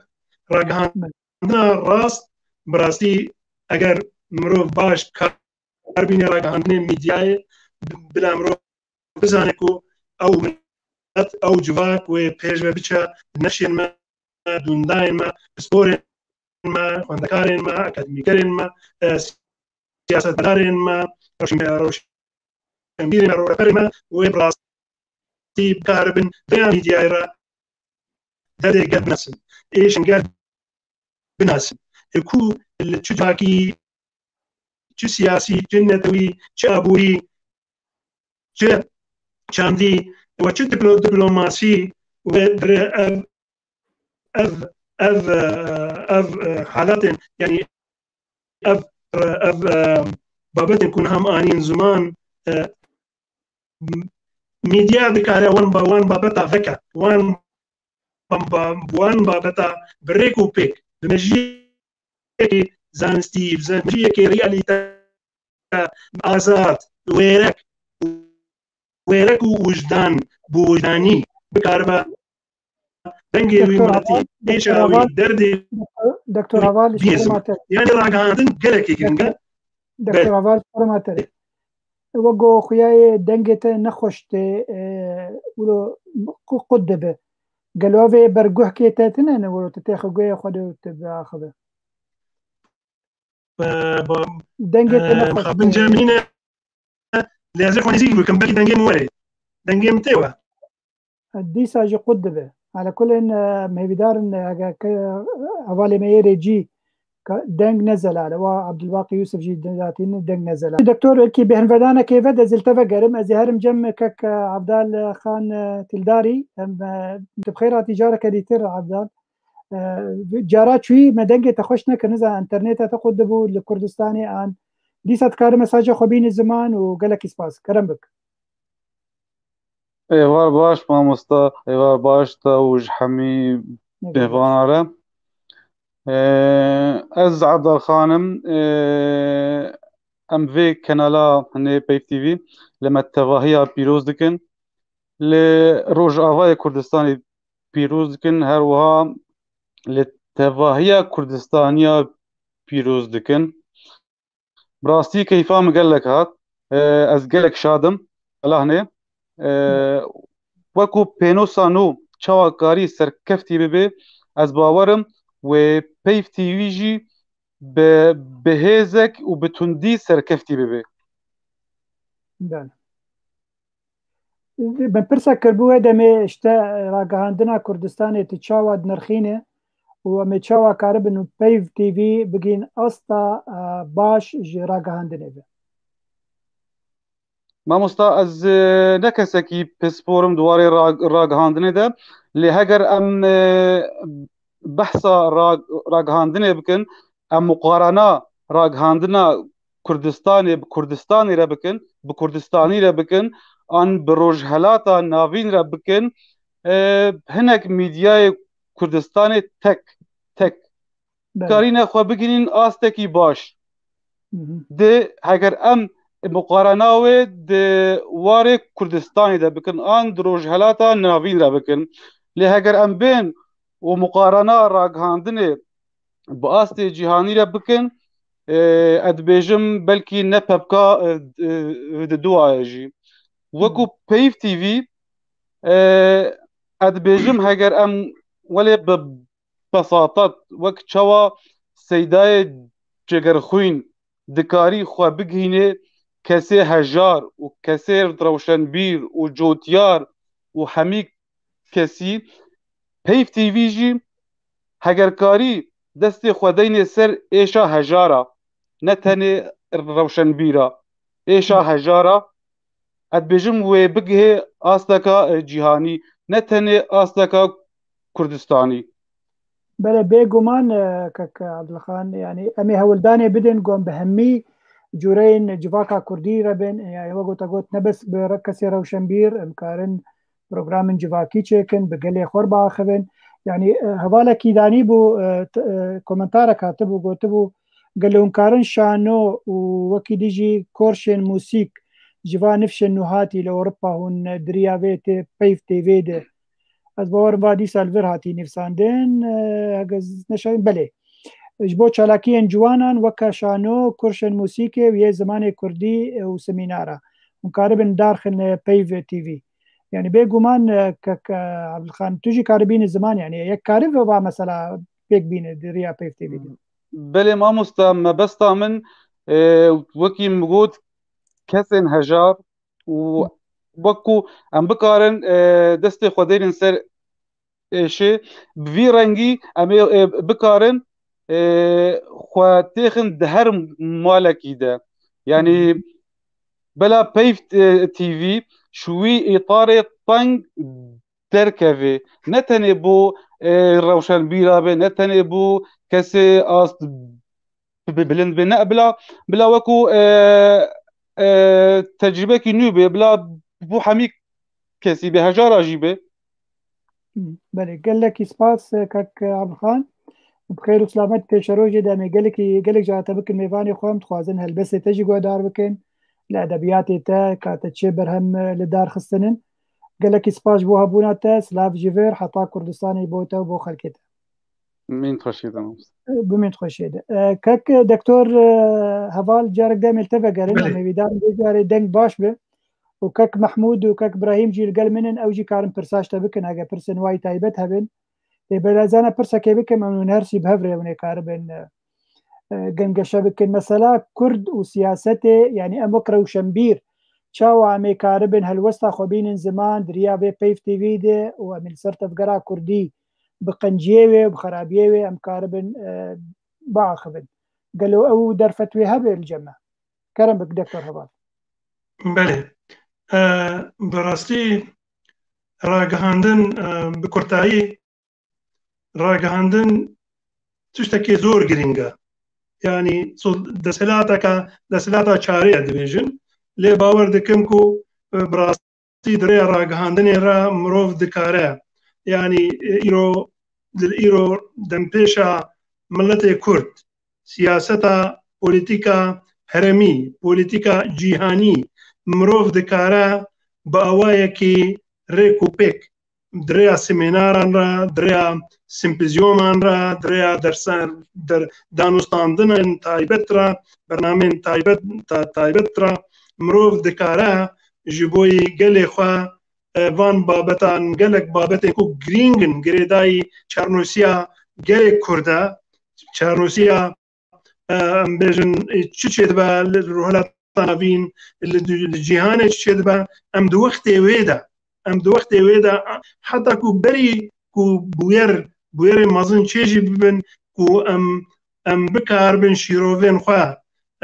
analizên xwe lîkolînên xwe dîrasatên xwe li ser pêşkêş bikin ev derfet heye em dikarin vê bikin. Ez bi xwe jî amade me bi xizmeta doza Kurd da ku em bi awayekî rêk û pêk bi awayekî vekirî bi awayekî berfereh li ser bingehên realîte û waqiyaniyê ku yê li ser erdê ku çê dibin çi Kurdistanê çi rûhelata navîn çi cîhanê girêdayî pirsa Kurd em dikarin vê pê wek pêvajo em çê bikin perspektîvên xwe nêrînên xwe li ser bîne ziman ku gelê me feydê ji me bike yanî em bikarbin derdê Kurd bi rastî di rêya van smênaran re di rêya van lîkolîna re yan sîmpozyoman re em mirov dikare her di heftî meselen em bêjin bernamekî çê bike we li gorî wê bername mirov bikarbe tiştên nû tiştên ku gelek bû buwar yanî gelek aspekt yên ku bo gelê me bo tevgera Kurd bo nivîskarên Kurd yan jî rewşenbîrên Kurd boî gelê Kurd bigiştî nediyarin em bikarbin van bûyeran van cewaniba wan buwaran yanî cewaniba aspekta mirov gengeşe bike mûneqeşe bike analîz bike bû encaman jî bo milletê xwe boî gelên xwe bide xuyakirin yanî ez bawer dikim em tiştekî wîsatkarin bikin. Gelekî spas doktor ez bawerim min kî mesela internetê jê pekiya û dîsa ez vegeriyan va mamoste İbrahîm jî dîsa li vir ez hevîdarim got pirsê doktor Mahmûd û İbrahîm ji te hebin jî ew jî pirsa ji te bikin wê gelekî baş be. دكتور هفال برسي كله بالامه دي بالام دكشيني قال لك إبراهيم خابت باش ولا خابت باش بلي راسي ابا شبور قال لك نيفيسكارو لو دن برو خو دبيجن ام نيفيسكارن ام رومان ديفيسن ام هلبستفانن ام تيروكليفيسن ام يعني نا تشتي روجانه قال لي مرت شيء دبن يعني ايش وازار انوان يعني نجبتي خصن هن يدي هن دبي او السرب باخذ سرب سكرن تدبيجي كو از ديسكاربم از عفو دبم برسا في برساها ان دبي اني بسكار نيزيكي قال لي خبي يعني الصبا زيبين رومانك يسر جنجيش كم رومانك يسر ولاتي خوشي كم او رومانا جوز بدي في سنين قالوا معفو دكي قلت تشتي روجانا ايغو شي دبن برسير روجانا ايغو برشبونا ملتي ما نخوشيه قلت شي دبن حتى في كورونا انا اقول ولات شي دبي يعني اني بسكار دبي خد سرب بيني ان دبي تبلوي برسكه جلكي جرينغا سباسيا واتكم روشنبيري مي ناس كتير مامۆستا إبراهیم بڕاستی ڕەوشەنبیر وجدانێ گەلە ڕەوشەنبیر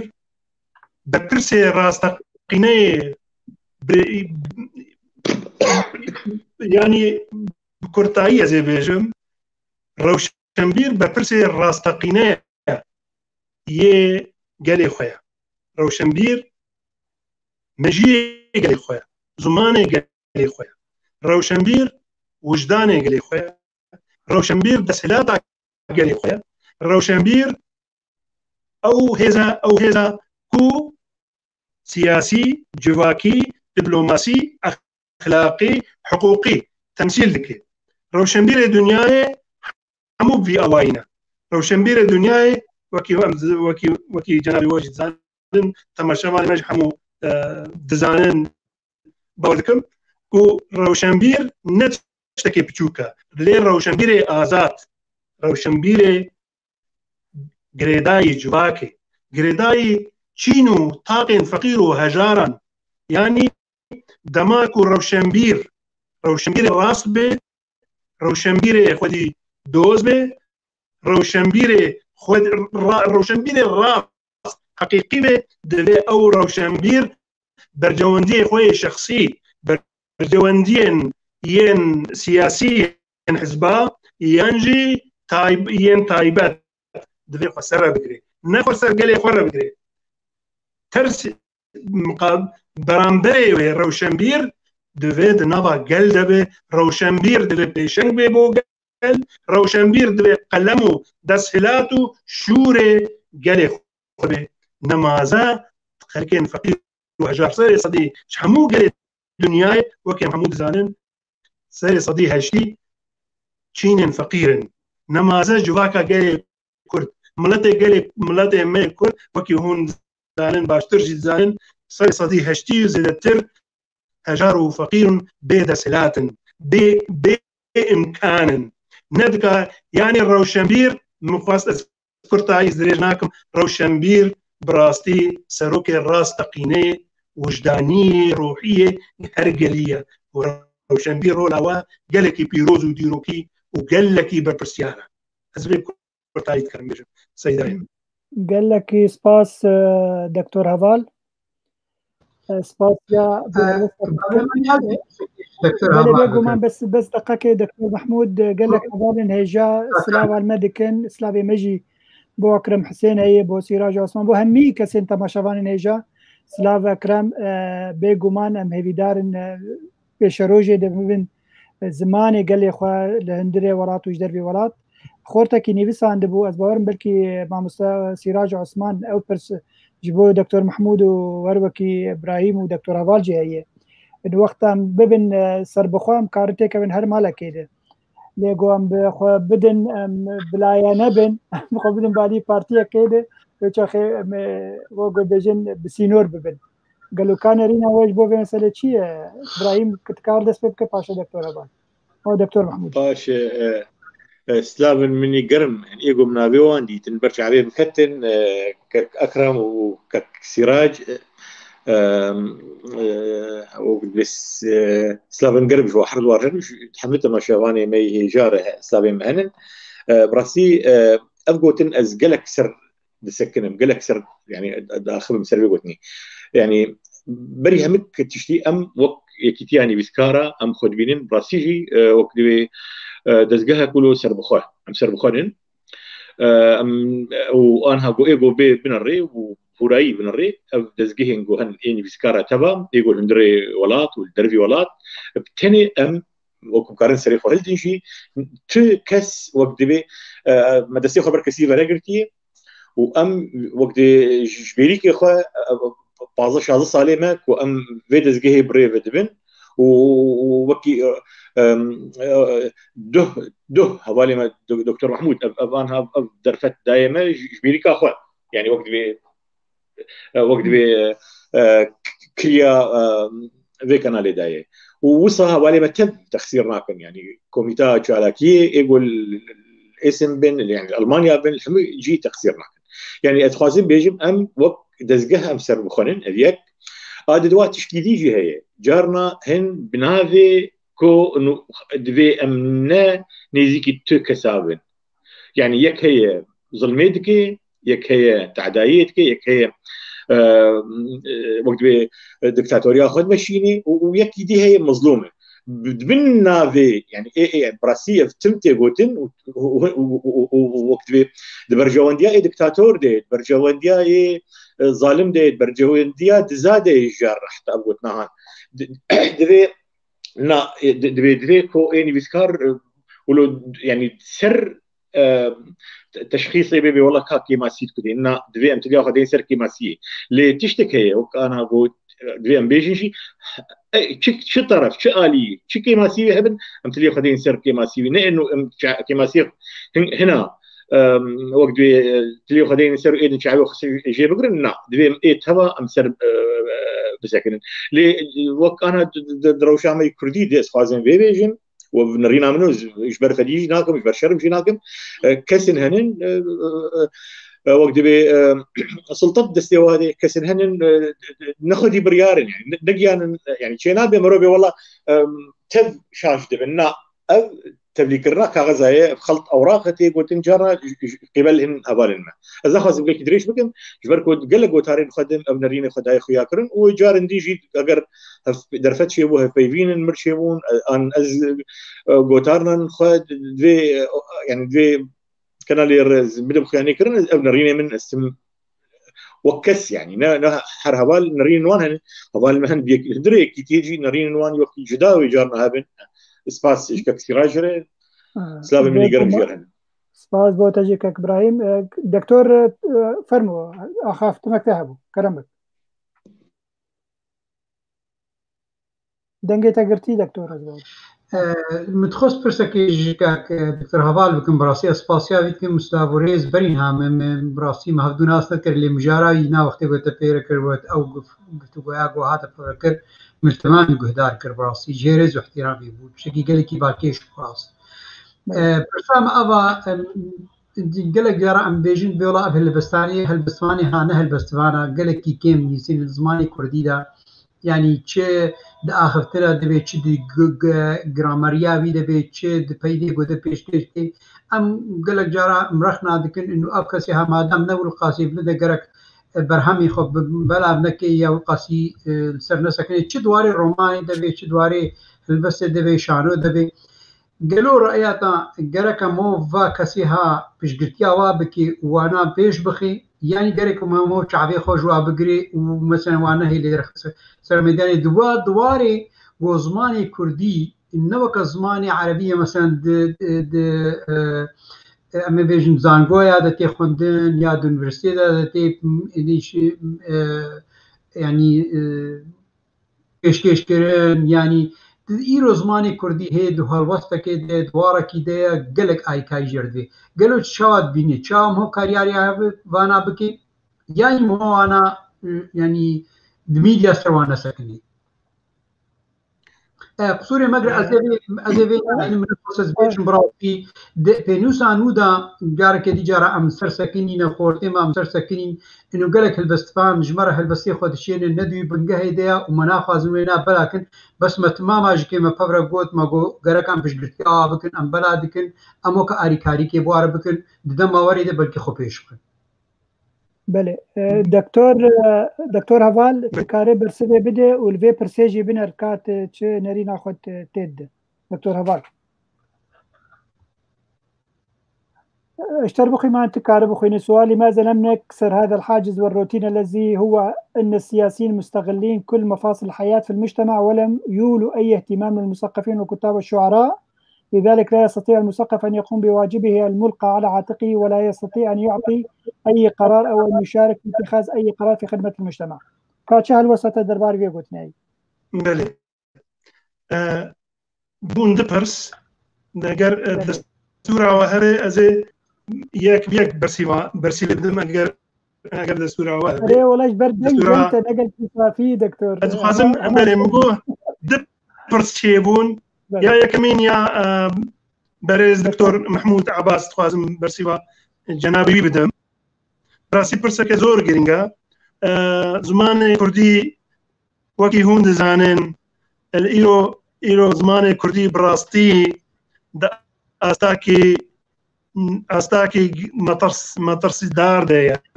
يعني وكي البارتين كردستاني ام بيجن لباكور براستي تجي مطرسيه ده صدي ام بيجن بلكي زيدي بينجي شيس جي وردا نزانم زماني خو والبارتي دنجي راستا كرد زماني كردي بلكي بيجدا حتى رادا كدنا دنابا روشنبير عندها بلكي زمان ناس عندها ليكولينير عندها ينكو على قدار بكردولوجيا فيلولوجيا كرديرة بالزمان يعني بالريز زمان كرديرة ام جرينجا جبركو زماني ما زماني كردي قلت آلية قال لك آلية با دعوايا سيستماتيك آلية حكومات با آلية دسلات سردبا كورينا دانا زماني كردي لهمو هرچا بارچين كردستاني وهم هول جيدانا حتى إيو جي هول ددنكو زماني كردي بيتا ضعيف بك آواز بك حتى بيت تشبيه فكرن إنجا وكي ما الدكتور آني زمان ابن نقطك خالك زور جرينجا ام بيش جريا وان روش وان كسي تخازن زمان فير ببن يانجي دست لكلنا زمان دتكن خو بيش بدتكن خو بروردتكن خو آبادكن جرينجا ام بيش جريا وان بكن لا عليا كدن اگر كيما سيهبن ام دكارن واكي مسياجي دالي رزمان دالي رزمان دبي دالي رنجي سراس دبي وهروها الكاريا وان بكن جارك دو سي چار بين من بسبور وشاشيا خو دو سال 3 سال 4 سال بيغمان ويبن بسبور او اناجي ويبكاربن بوركا باش بليزن تمكو دفين اوان هي اراده اوان هي زمان دايكا اوان ودكارن زوجي خو بيج براستي جرينجا جريا وان بكن وزعيفاي هبجي نقول هي انا جبر درستاني ما تننا وكا جناب ما مست عبد الباقي حسيني نا باري ماني قلت براستي درستاني ما هنا يعني مدجن نها بلكي البارجنا حتى هنا جي نايمن يعني درستاني مثلا اللي بالكردستان ايراني مدجن يعني كردستاني اللي باكر مدجن درستاني كردي خوان بورن زانجه يعني زانكو زانينجه يونيفرسيتي جامعه تنها براستي يعني هاجر زماني كردجي تي پروردكرين ام ذكري فيجن مو كان صالك تي پروردكرين وقافتنا بتنو وما مستا ام فيجن خندا كارتنا پروردكرين ليكولينير شيد بن زماني كردي دا ما مستا شيد بن كردولوج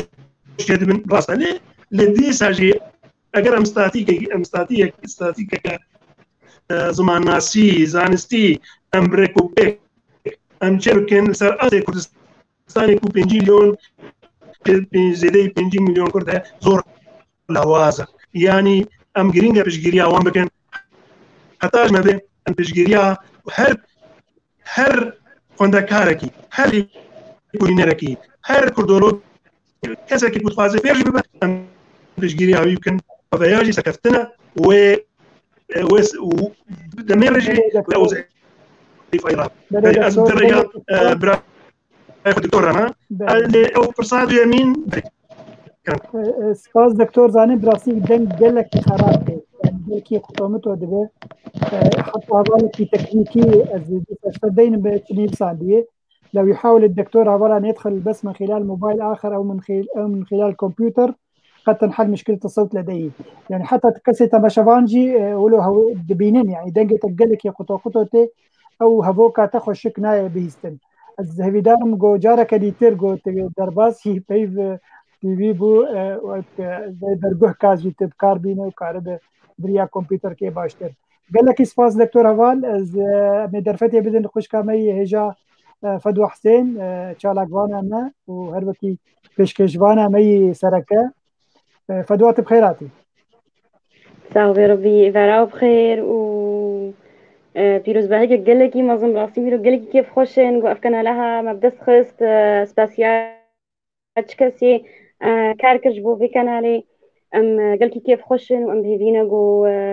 دنگی هر کردکی بیل هر جهکی ايش وازاري هر كردكي بدي ديار يعني امريكا قالي ما بي كلي بي بيجي ايشا قالي ما بيجي هەر وارەکیدا چه سیاسی بێ چه ڕەوشنبیری بێ چه وێژەیە کوردی بێ چه کەسێمە بە عەرەبی دنویسن یعنی هەر منجارێکیدا ئەم کار بکن سەر بیکاری و ئەم تێدە سەرکەفتی بن ئینشاءالله. قالك سباس فدوا زي برسا كيشتبكم وقوا انترنت جمت هنكي العواز ضعيفة صورتي تجمع قالك ينخش اخوياي هي دارن جارك اللي ترقو الدرباز بولو انترنتك باش بكاروري فدوا بولو انا وقت بيف تي في وازباورم بروجرام كي تي بيشروجي دهبه تشهول داني بده جو بكاربن دنگ بگينن ملتي خو الاندري ولات بكردستاني يعني ببن زمانه قال لي اخوه پیش روجه ده او چه حزر جمتاي كرم يعني دالي روشن بريده وك بيجن انه قالك نبيسكار هنا برهمي وهنا برتوكي وهنا جو مثلا نج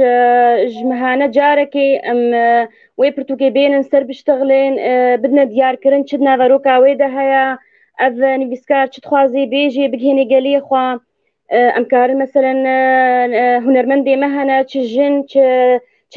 جوان خورتين نوتين اموابين بكنا مهداني خوا سركاري وا بيشتغلي وعبدنا ناس كرن بقالي خوا طيبتي ادي جريداي كلتورا كردي فلكلورا كردي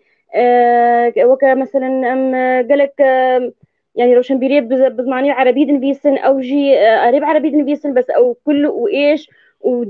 دردي ولاتي خدن كردي خدن يعني اوجي امكار واجب كنا ميداني خو اوجي مر بيشتغل اوجي بدنا خويا كرن كاري خو يعني قالك مجال هنا تشاليه سياسي تشاليه روشن بيري بله قالك سباس بخوا حوالك ما هي فين باش درباسكن وسر زماني عربي باخرج در از باور می برنامج که زماني عربي پیشکش بکه و بخوا درباز بوین قالك سباسيا وبين هر سركفتني جورد خوازم قال لك سباس فدوا ام هيفي دارم حرتمت ببي نسر بيف تي في وقو كك ام اغدنا نتبع بقى تكر من كر بيف تي في وبراسيجي ام نبوش مانج بر بيف هاري رسن دويجي زماني روشن بير عبد قال لك سباس فدوا وغير بشتغل قال لك پیرەکژی بێ ئامادەکرد باوەرت کەم تێ ئەڤین خوشکا فاتمە ئەس باوەرت کەم پرۆگرامە خاصی بۆنی پیرەکە بێکارێکی هونێکی پرۆگرامە ژنێ کارێ ژنێ چاڵەکی ژنێ بەلێ خبراتێ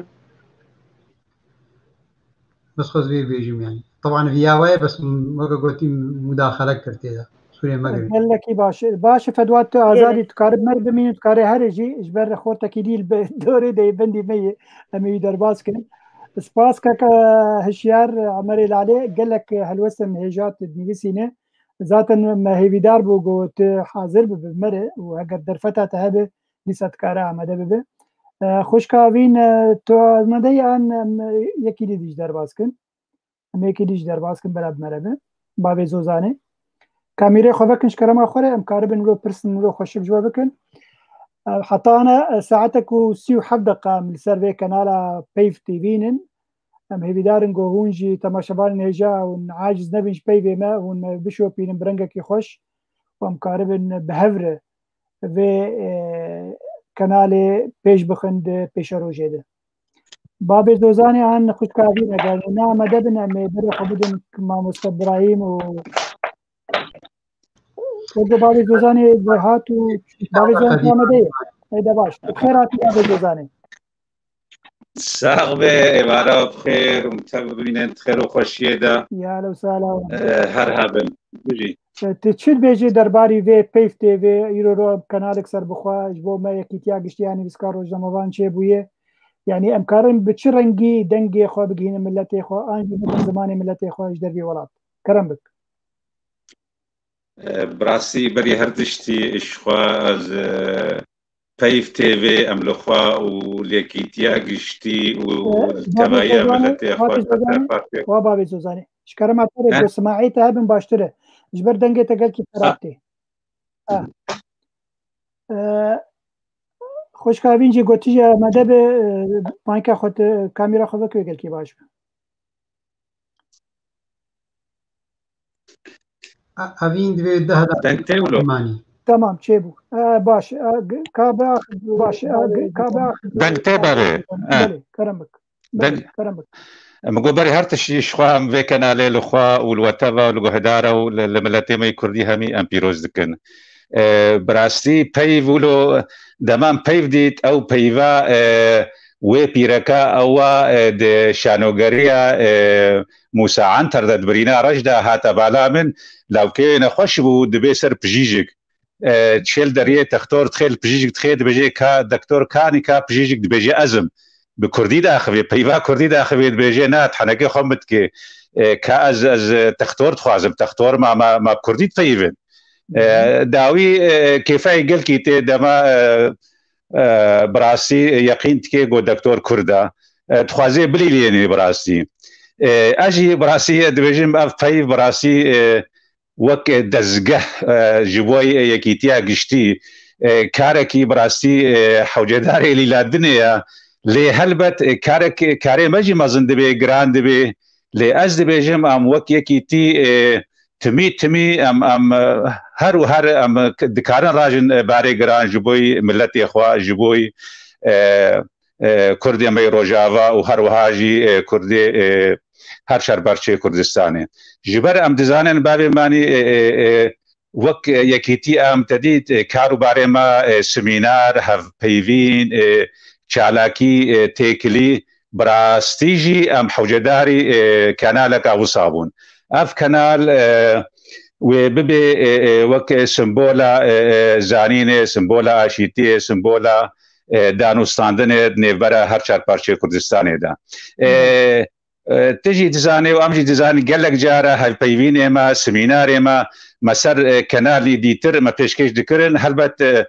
spasiya wajî dikim û lê carna program çê dibûn carna wext dem waretin nebû carna rod guhartin carna wilo a fe ez bêjim erê tiştekî gelek baş e gelekî giranbihaya û ez hêvî dikim û ez dibêjim em ê li gorî vî barê giran jî bin û tiştê ji me jî bê û yekîtî jî pêşî de jî û te ana jî çi kar hebe dike û texsîrî û tikêmayiyê dikar û barê xwe de nake lê wek peyv tv yani tiştekî gelkî wê karê me bêhtir bihêlê bi pêşkevê û bêhtir bigihê temaşevanan hemiye. Carna meselen tu jî zanê me semînarê xwe çêdikirin lê esin tenê bû yan li cîkî tenê bû yan Rojava bû lê ana wek peyv wê belav bê li hemî derî wez hêvîdarim got em karibin rajin vî barê giran. Belê bavê zozanê gelekî spas bi zêpirseke ji te bikim hûn çalakiya bi piranî xelkên êsin hûn dar dixin ez bawer me derfet pêşerojê hebe dema got semînarek wê zindî çêbû an jî fîsîk çêbû em karibin diriya peyv TV dê yekser belav bikin bo xelkê me hemî li Ewropa li hemî welat li hemî deverê Kurdistanê jî wê semînarê an jî wê çalakiyê bi çav bibînin. Helbet. Bavê Zozanê wilo wek program bi'tîbar tu jî endamek ji endamên çalakiyên komîta çalakiyan li êsin e tu plan pêşa çavê wan pêşa rojê de hûn bikin. Xwedê tedît ji xwe planê me ev mesela koronayê piçkî wilo em gelek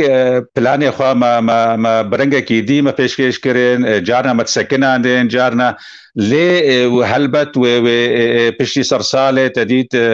em karin bêjin wek cejna Newrozê wek çalakiya ji bo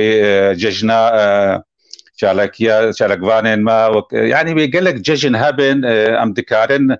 diriya peyv TV de em bigihênin temaşevanên xwe gişa.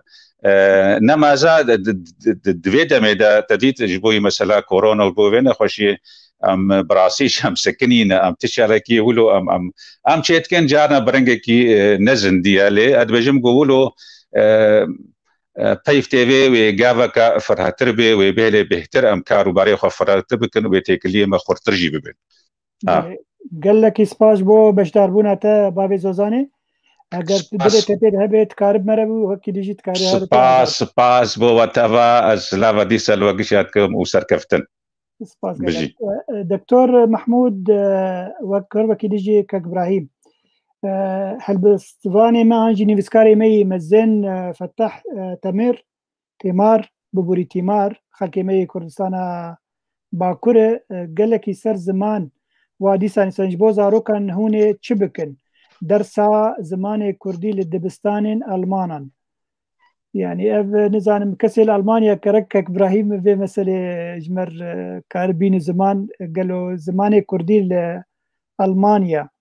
د مدرسه واد بشكل كي فرمي درسا ددن اگر ددنجي بتشرنجيه انجي هون كارم بتشرنجي بين زمان في برسي كرمك بالاسلام مني قرم مش فتح رهنن دوستي مي قالك نيزيكي شالاكي مي بهبر وقت بتنسيق كيد نابده شالاكي وانا يعني حاضر دبن او شالاكي 200 وشالاكين بهبر قالك جرى مشالاكي بهبر الدار خستنه اسباسيا ويقول لك كم اجبو يعني زماني كردي براسي متخصص انا هوال المهن الوقت بي او مختص بوي مسألة جوان ما مستحى حفيظ يعني جو وقتها ابو كان صال الاي سنه كانت شاغرتين ويهنن بري تسبيك الكملاهيلين يعني زاروك مي كرد شوك زاروك مجد نابادنن زماني كردي وان فيري زماني كردي دكن انا جيك دسوا كتبوا اوصالات شو يعني المانا جي هيك دابوان ووقت بين حفتي جارك عند الدود شو يعني درس يور صدر وزاروكا يعني بتشتكي براسي اسخازن فيك وتني بيجن كسين اي بريمه يقول هاتن المانيا ما يقولوا بروبليما زمان ودوز كرنا يعني في خستك كهان يعني بلكي ام بخوا ام قلكي بكارن يعني بس جمع كوميتا مي اشاركيه دي ووقت مكتبه جي اي كيت يعني بسكاراجي ام قالك جربي ام سرت سكنن بو يعني زمان او المانيا قال لك هبال المهن هبالي مي كيفن قال لك جرى مشاتين دبي وقت شرط هنن او شرط جو بيك بين هبال ما يعني حول دانكو وقت ب الاسنجي قاربن زماني كردي وقت بأواكي للدبستان بيجن هناك بروبليم كتن رياوادي بتخص ما هو صعب حفيظ بها تجبركو او اي وقت جهد داوي مثلا قال لك اي زماني كردي الولاجي تبي رام صار ده بير فيبينك مرشيبون مقوت ده فيبون مرشيبون ده يعني ده بير 200 جوتن الولاجي وي وهبالن وي وقت زماني كردي كورسي وان هبون والفرجي انا يعني بردوام ومهيت كن هبال ما يديش هنن يعني كردي خبتهم كردي ديفيسن جو او كاربن في مهمهان بيك بينن وام يجي اني كاربن تشتيجوش ما بيخستنا مي كاربن ديساز بيجي اگر نزيك جهتي ماشي بيروك ماشي بي اي يعني بسكارا انا وقت علي كاريك هي كملاهيلين مردكه بري كملانو بهار يعني مردكو انا هيجي يعني بفدور وقت وشو كمالي وهم يجي بفدور لكن كفتح جي بيروا وهي نيزيكي ما يورتامو بلكي تحت قرن ورتام على منوي ام كارن يعني وقت علي كاريك كفتح خو يعني وقت كرسي وي زمان هنن وامريكان وقت في ديجي تجربه وي ببينن هوالي ما كيتي حفيظ برتوكن وي بتشوك هنن او ما مستخال جميل يعني هوالي الميدن زانم بلكي كفواز عبدي يجي نزان بكي براسي او برتوكا في كرنا زماني كردي وبلا فكرني قال لكم كملا هنن يقول بر المانيا لوان يعني تشاباك نو درك جوي برتوكي في كرنا زماني كردي وبلا فكرندان كملا بيجبلي جيجو امني سباس بله قال كي سباس كك ابراهيم فا خوش كامل ليلاف بعلي دبيني دبستانين دا فولكس خويا شولي يمزنايه چن باجاران وكا برلين كولن زيك بين كورشن زمان كردي بدست كتيه بيجومان كك فتاح جو مبستا منه او مبستا وش مساجا وهي جبود دي وبابا لألمانيا أجي لهمي أوروبا وزاروكي خفيري زماني كردي لمالي بكن بوار بكردي باخبن نب زماني وي ولاتي داكو كاربن زماني وي ولاتي وزماني دايكي باراليل بهفر بشكل كي موازي كاربن هردو فير ببن ما بس تاوي أبو ذكرم بيجم حوالي نجا تقريبا 2 ساعات كم 10 دقيقة لسرين 10 دقيقة متني مانن 2 ساعات تاني إيرو لدارخن دكتور حوالا مساجك تهبه تكار بيجي دقائق وقلتي باش به باشا مدر فتي بدن خوشكا خو أبين كلامك بله جبوي زمان كردي براسي زمان كردي نتني الهوق وكي قلتي فوكس شوله ت پروردكرن يعني ت درس كرن اللي بليل دبستاني فرمي هي حكومات يجي اگر دخون دكار هبن براسي ما مستا جواره پیدات كن زمان كردي وك زمان انجليزي وك حمو زمان فرمي حمود دبستاني الماني ت پروردكرن ت يعني درسين داين وداويه دجي از قالكي كيف خش بوم كو ما كاري ام دغنش بافرا بكن بمباني ويجاره وجارك دين از بيف تي في الكردستان اللي قال كرد و بتعيبت كسين ما يعني ملتين ما امرنين كو دقيوان تنابون يعني جي باشا كي مظن كو دفت نبو كو داخوازين خوا فكرين خوا رامان خوا بينا زمان حمو بواراندان يعني حمو مجالات تاندا كو ايرو ام هيدارن كو بيف تي في فيرو لبليزا ببا شافكانيو وطاوه كلمه داليه روشن بيريدا شداليه سياسي دا شداليه نتوي دا شداليه چاندي دا شداليه دبلوماسي دا حتى وجار بكدنجي جالك سباسيا وحمواتو قال لك سباس دكتور هافال سيرفي باش داربوناتا ام قلكي كيف خوش بون ام بدان بيشروجا قال لك جارام تبين سر بيف تي في ام كاربن و حزران بين زمان قال لك سباس بو هابوناتا خوش كافين تبخير هاتي دنگي توقو قط دكتور توازاري تكارب مرمي تكار هره ايوار باش خوش كافين ايوار باش سوي دارم قون حم باش بن از پیروز دکم راستی تشکی گلکی خوش بو از گلکی که خوشم پی سوي دارم قو ام کاربن تشکی بکن بريافي ديفيا هاني من الوقت داري تذكر از نلمالي بوم براستي از دربي مالي بوم از نهاتم يعني هو حما تشتي قوم تخص از بيجم حمك وقوت يعني حركس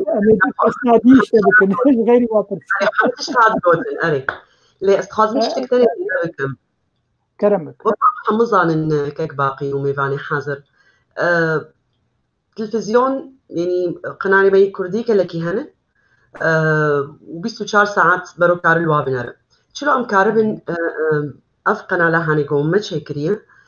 شلو ام كاربن جو بيجي خلكي جو خلكي بنر بيرو باوريامد سيقتشي كردي مير باوري باوري از ناخذ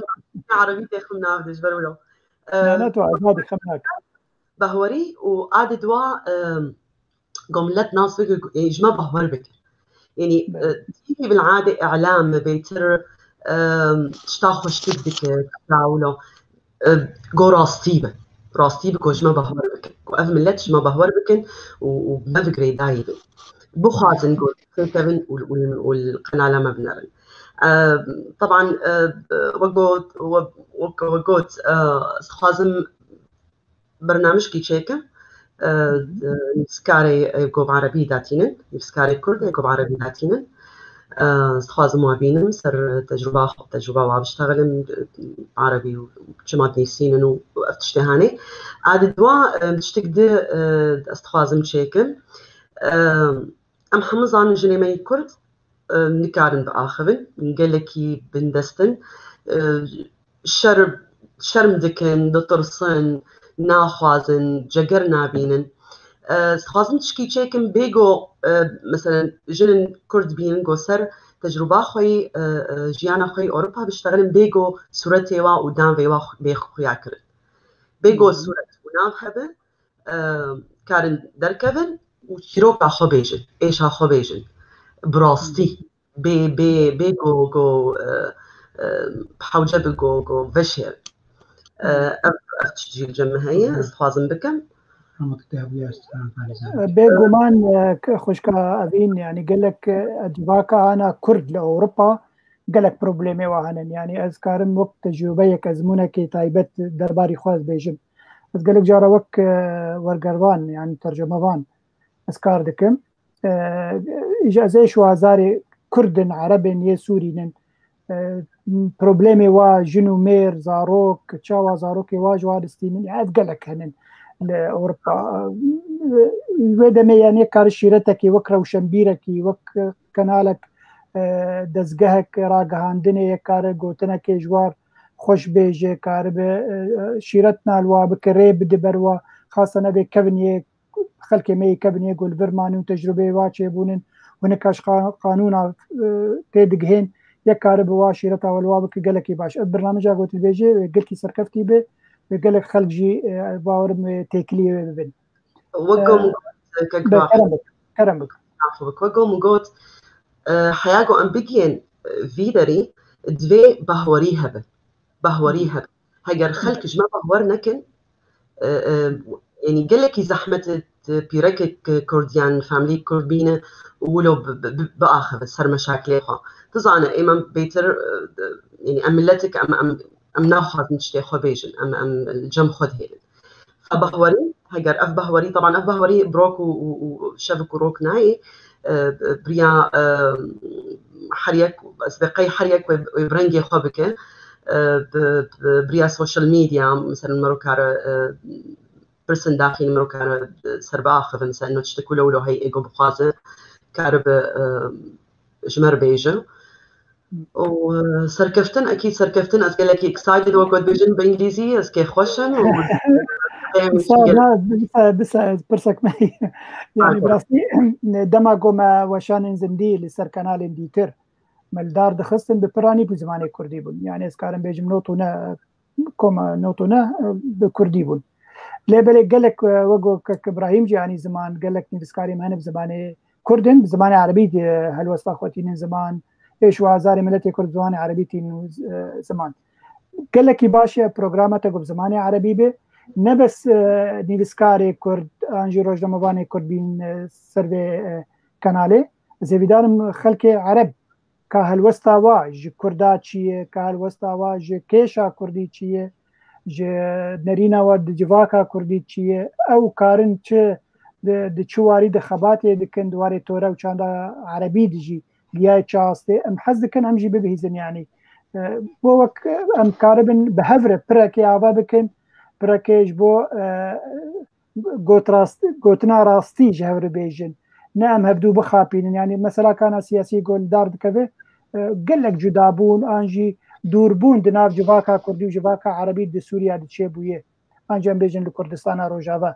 ام حزدكن فا رامان فا هزرانجي دريا برنامج يقب زماني عربي ويلدار كذا ام توي بين الزمان بس حزدكن تكارب عربي جي دي سي قوتنا بيجي جبو خلقنا بيجو من شم عربجي المجهو دار دكن جبو كاربن زانبن انه اف بيف تي في دي بيشروجا برنامج زماني عربي جي الدار كرمك يا نعم حابة اقول انه نحن من خلال هالقناة بيف تي في رح نحاول نصل لصيغة معينة تربط بين اللغة العربية واللغة الكردية خلينا نقول من خلال برنامج حابة أقدمه استضيف فيه شعراء كتاب روائيين عرب يحكوا عن تجربتهم من خلال الكتابة ونحاول نوصل لصيغة تجمعنا أو لجسر يخلي هالثقافتين المختلفتين إلى حد ما يصلوا لبعض. فبتمنى أكيد من أي حدا حابب يكون معنا حابب استضيفه، ما عندي أي مانع إنه يبعث لي على الفيسبوك أو على الماسنجر إذا حابب إنه يكون ضيف عندي. وبتشكر الجميع أكيد، والتوفيق للكل أكيد. شكرا ستابين. كمان أمي فقر كردي قلق سازين هجاب راسي سلاواج مرشينين وقو خوش كما نجاح وك دانية أنجي روبلا نيرجز قلق سباس محمد ملا أمي بدارن بيشروجي دام كارن تيكلية بهبر بكن هر وكيليجي نجاح دنگ فيمينيست كرد أنجي جنين كرد أمي بدارن از بهيدي نجاح تيرو درباس بنتيجة هالوسطى خبينا زمان هين هي وكيليجي جواكا سيفيل أوجي قلق سباس بوا وجبو هالوسطى أمي بدارن جو سازين سيفيل بيشروجي ده أم كار وخباتك باش بكن قالي هوالين هجا حريق جوا دقق بوريج بر بود ساعات حريق جونا خبيج جوا كارم يرو فقط شتكي فيجن فرسك بين هذا جبر زماني كردي تجربة أمريكا بيجن ما لا يعني يا هيوستن زنا طبعا يا أمريكا تمامنا بيجن يا هيوستن كاك بابي أيهم سر أخفتي براستي سر پرورد کرنا زواروكا يعني چلم هو بهي لزاروك خود ماري دب كردي بآخذي طبعا أبناب تيبت يعني از خوجه سوژه زوی سوژه نه پاکجناکم سوژه بابودا دیکایا گو نه هلن زاروکی واد مالی مثلا کردی باخن جبر گو ام دبنا دارش کسی لبر زاروکی خو وقتی گوت د مدرسه د پروردت بن سر تلویزیونی سر کاریکاتور وقتی گوت مزینی عمري في 6 سالي در اصلا زماني جه دراجنه ده وام لجور وابج الجور ام الجور ما يعني موجوات خود خازيات مش براستي وابنا كماسيكاج بابودي بس چمكر برياد الصاله براستي دجواكا كردي ده دنعيده بنورزي ده ما بانگكر انه چكا سي گو خازي بكردي هند بزاروكي هند بن اسكارم دمالا خدا واپروردكم طبعا زماني منولك خورته وك مثلا فان ميسكاري دلال وك دكتور هبال وكتبها بمعني وكجان كرد وانا طبعا ندوي واردة ما وكا خشكا يعني كيبو مراسل خشكا ما يقو جيجنا مزقين نارين بونيا بالضبط خشكا نارين بونيا مزقين يقو خشكا يعني بيشكيشن براس بس سر دجيكي براستي من برنامج تشيكر هر روجا شمية دمالي دا مدرسة كردي دا تقريبا 2 ساعات أفينج كتير ده بمناسبة آمدت بو زاروكي كورنتي ده آمدت بون مخابن چته مخابنية ده براسي يمي كردا كسي زاروكي خنشان يكا أمريكي ده آمده بو براسي 6 هيدا بردوام كر وهي ندو زماني كردي وچو كامباكش كامبي كردستاني يل باشوري كردستاني نهال ويدي كاردكي دیرگه که امریکی بون هاوی دکارت که کامپاکش یه ازدیمه دا جبرگو باش پیر بو زمانی کردی و دویری دا چو یاری تشتی باشتر ایرو کچامه خوشک دنویز یعنی دخوینه بزمانی کردی يعني مع ان سرقو حتى برياد 3 ساله فهم ذكرن هر دكوري مو كچام هر دكاش كي فهم ذكر بس برسفا وانا بكردي ايرو تلد مزين هكا كام يعني از قالك يجي كيف خوشم انه بكردي نيسانه كردي تخوينه زمانه هيجرانا طبعا يكي اجنبي وك بعلم كردي لي فهم كرني ده قالي باشا اباها اريكاري كقالك اف فرد كرناها قالك اريكاري كر يعني ابج كي تشك مالباطه تي خستين جو كاربون تشكي هالد مال اخذ بكن طبعا بيغومان دكتور قال لك سباس جبو به الوسطه كك ابراهيم تكارب تجي قوتنا داوي بين الزمان وقال لك باش به سباس بري تبع خذ سباس بوري خصنا جنن كردين آزاد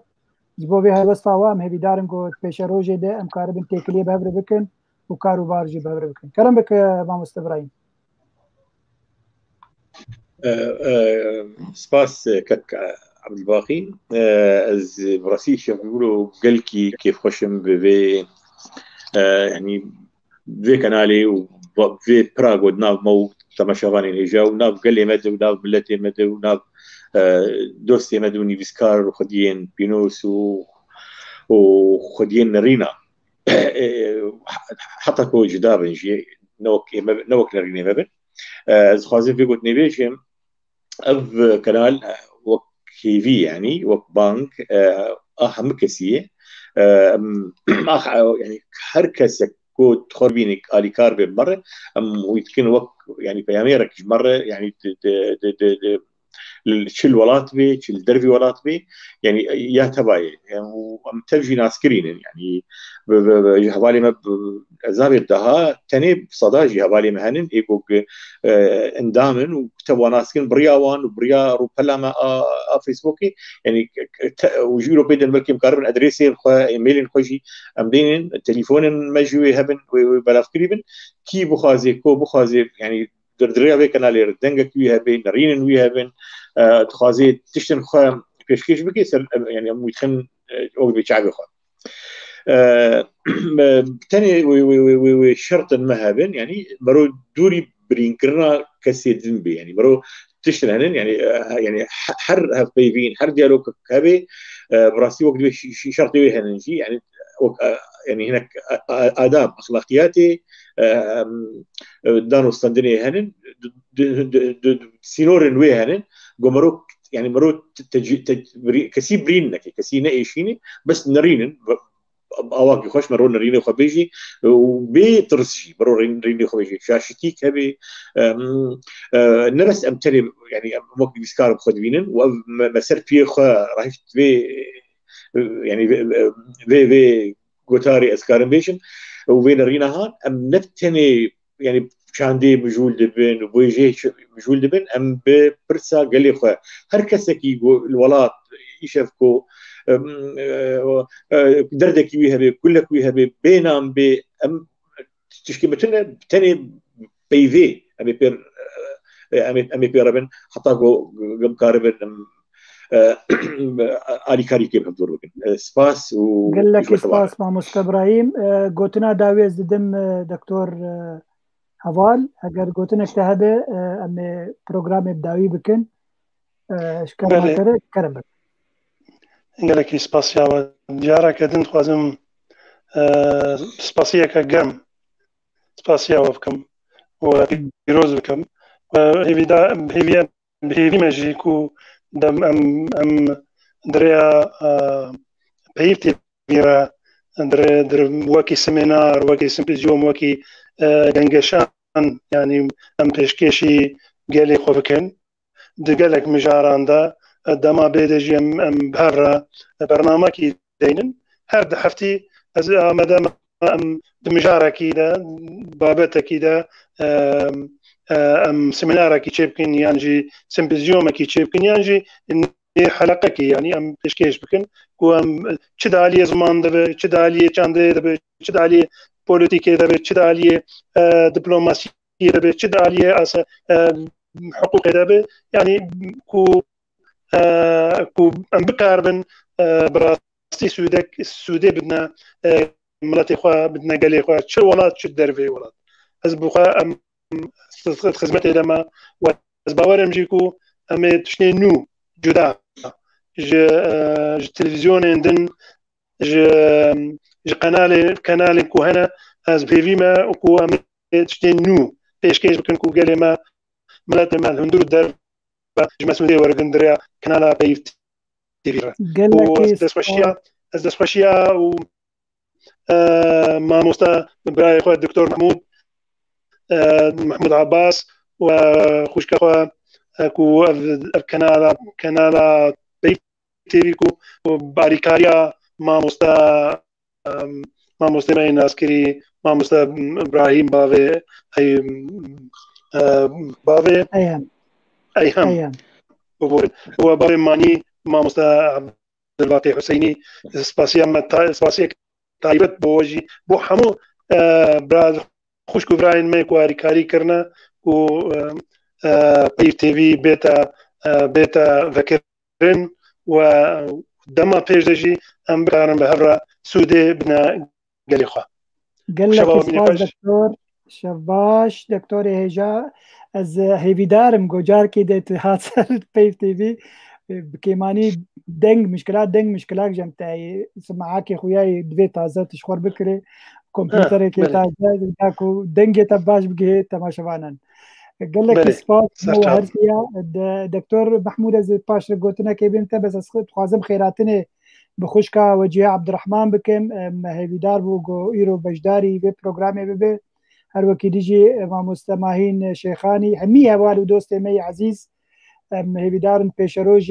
پیف تیوی به کانالا و هردم هزر خوا و برهمین خوی توره و چاندا کردی لدارخن لسر به کانالی دکتور محمود قد خوازه پیفک داوی بیجی و امی بیجن تماشاوانان خوا حفیظ بخاطره و بس بری کرم بک فرمو دفعت اشتري دقيقة دكتور محمود كرم براسي سپاسیات میگو اف پروگرامو یعنی پروگرام پیشکش که و کسی گل پیش پرده یگو مناوانا بینین تیبت باوی مانی و کسی نزن کین خورد نیگو آماده بون دوی پروگرامی ده طبعا سپاسیت کم از هیوی دارم گم تمام پبرا وی کانالی پیش بخن بتیبت وی کانالا ما نبس جهه رخنابی مثلا وی جهه یعنی پشگرتیه به چی کارکی باش دی جواکا کردی ده بکرن دواره روشنبیری ده دواره رمی سیاسی ده دواره ملبستی ده موزیک ده از باورت ما به کانالات ما به چی کسی گو بخوازه پروگرام که پیش مره یعنی بشینش که باوی مانی را بشینی و امی سر بسکن انشاءالله ام کسی عاز نکن دیواری ده و امی ببینه کانالا ملطیقه ام هیویتن گو ام يعني ايش عملتي خسر في قنالي درخن اي كاري كيف ملتي خرب قال لك سباس دكتور محمود قال لك سباس مع مستر ابراهيم دكتور هبال يوغوسلاف جمرشي عندن ونيس عندن وقمنك هان بيجنا وانا مثلا قال لك سباس يا واكم قال لك جي ريز واحترامي لفيدي نيس عندن يعني خوشكي ما براي هيجان يسكاري دلال مراسي قال لك عمادابون تمام جي ريز واحترامي سلافش تمام بێگومان سلاوێ me و تەوا لە تەماشاوان هێژاهن ئەم هێویدارن گەف 2 ساعت و 10 دقه me tiştekî sûdeş hevdûr gotibe û hêviyek me mezin heye em we bi hevre peyv tv bibe zimanê Kurdên Rojava li dervî welat û em karibin helwesta xwe ya çandeyî û siyasî bînin ziman û em karibin sûdeyekê bidin milletê xwe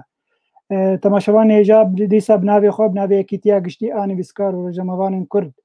لە کوردستانە ڕۆژاوا ئانژی لە سووریا ez ji we dibêjim spas بۆ hebûna we bixatirê we bimîn dixweşiyê de heta xelekek dîtir her hûn dixweşiyê de bin êvar baş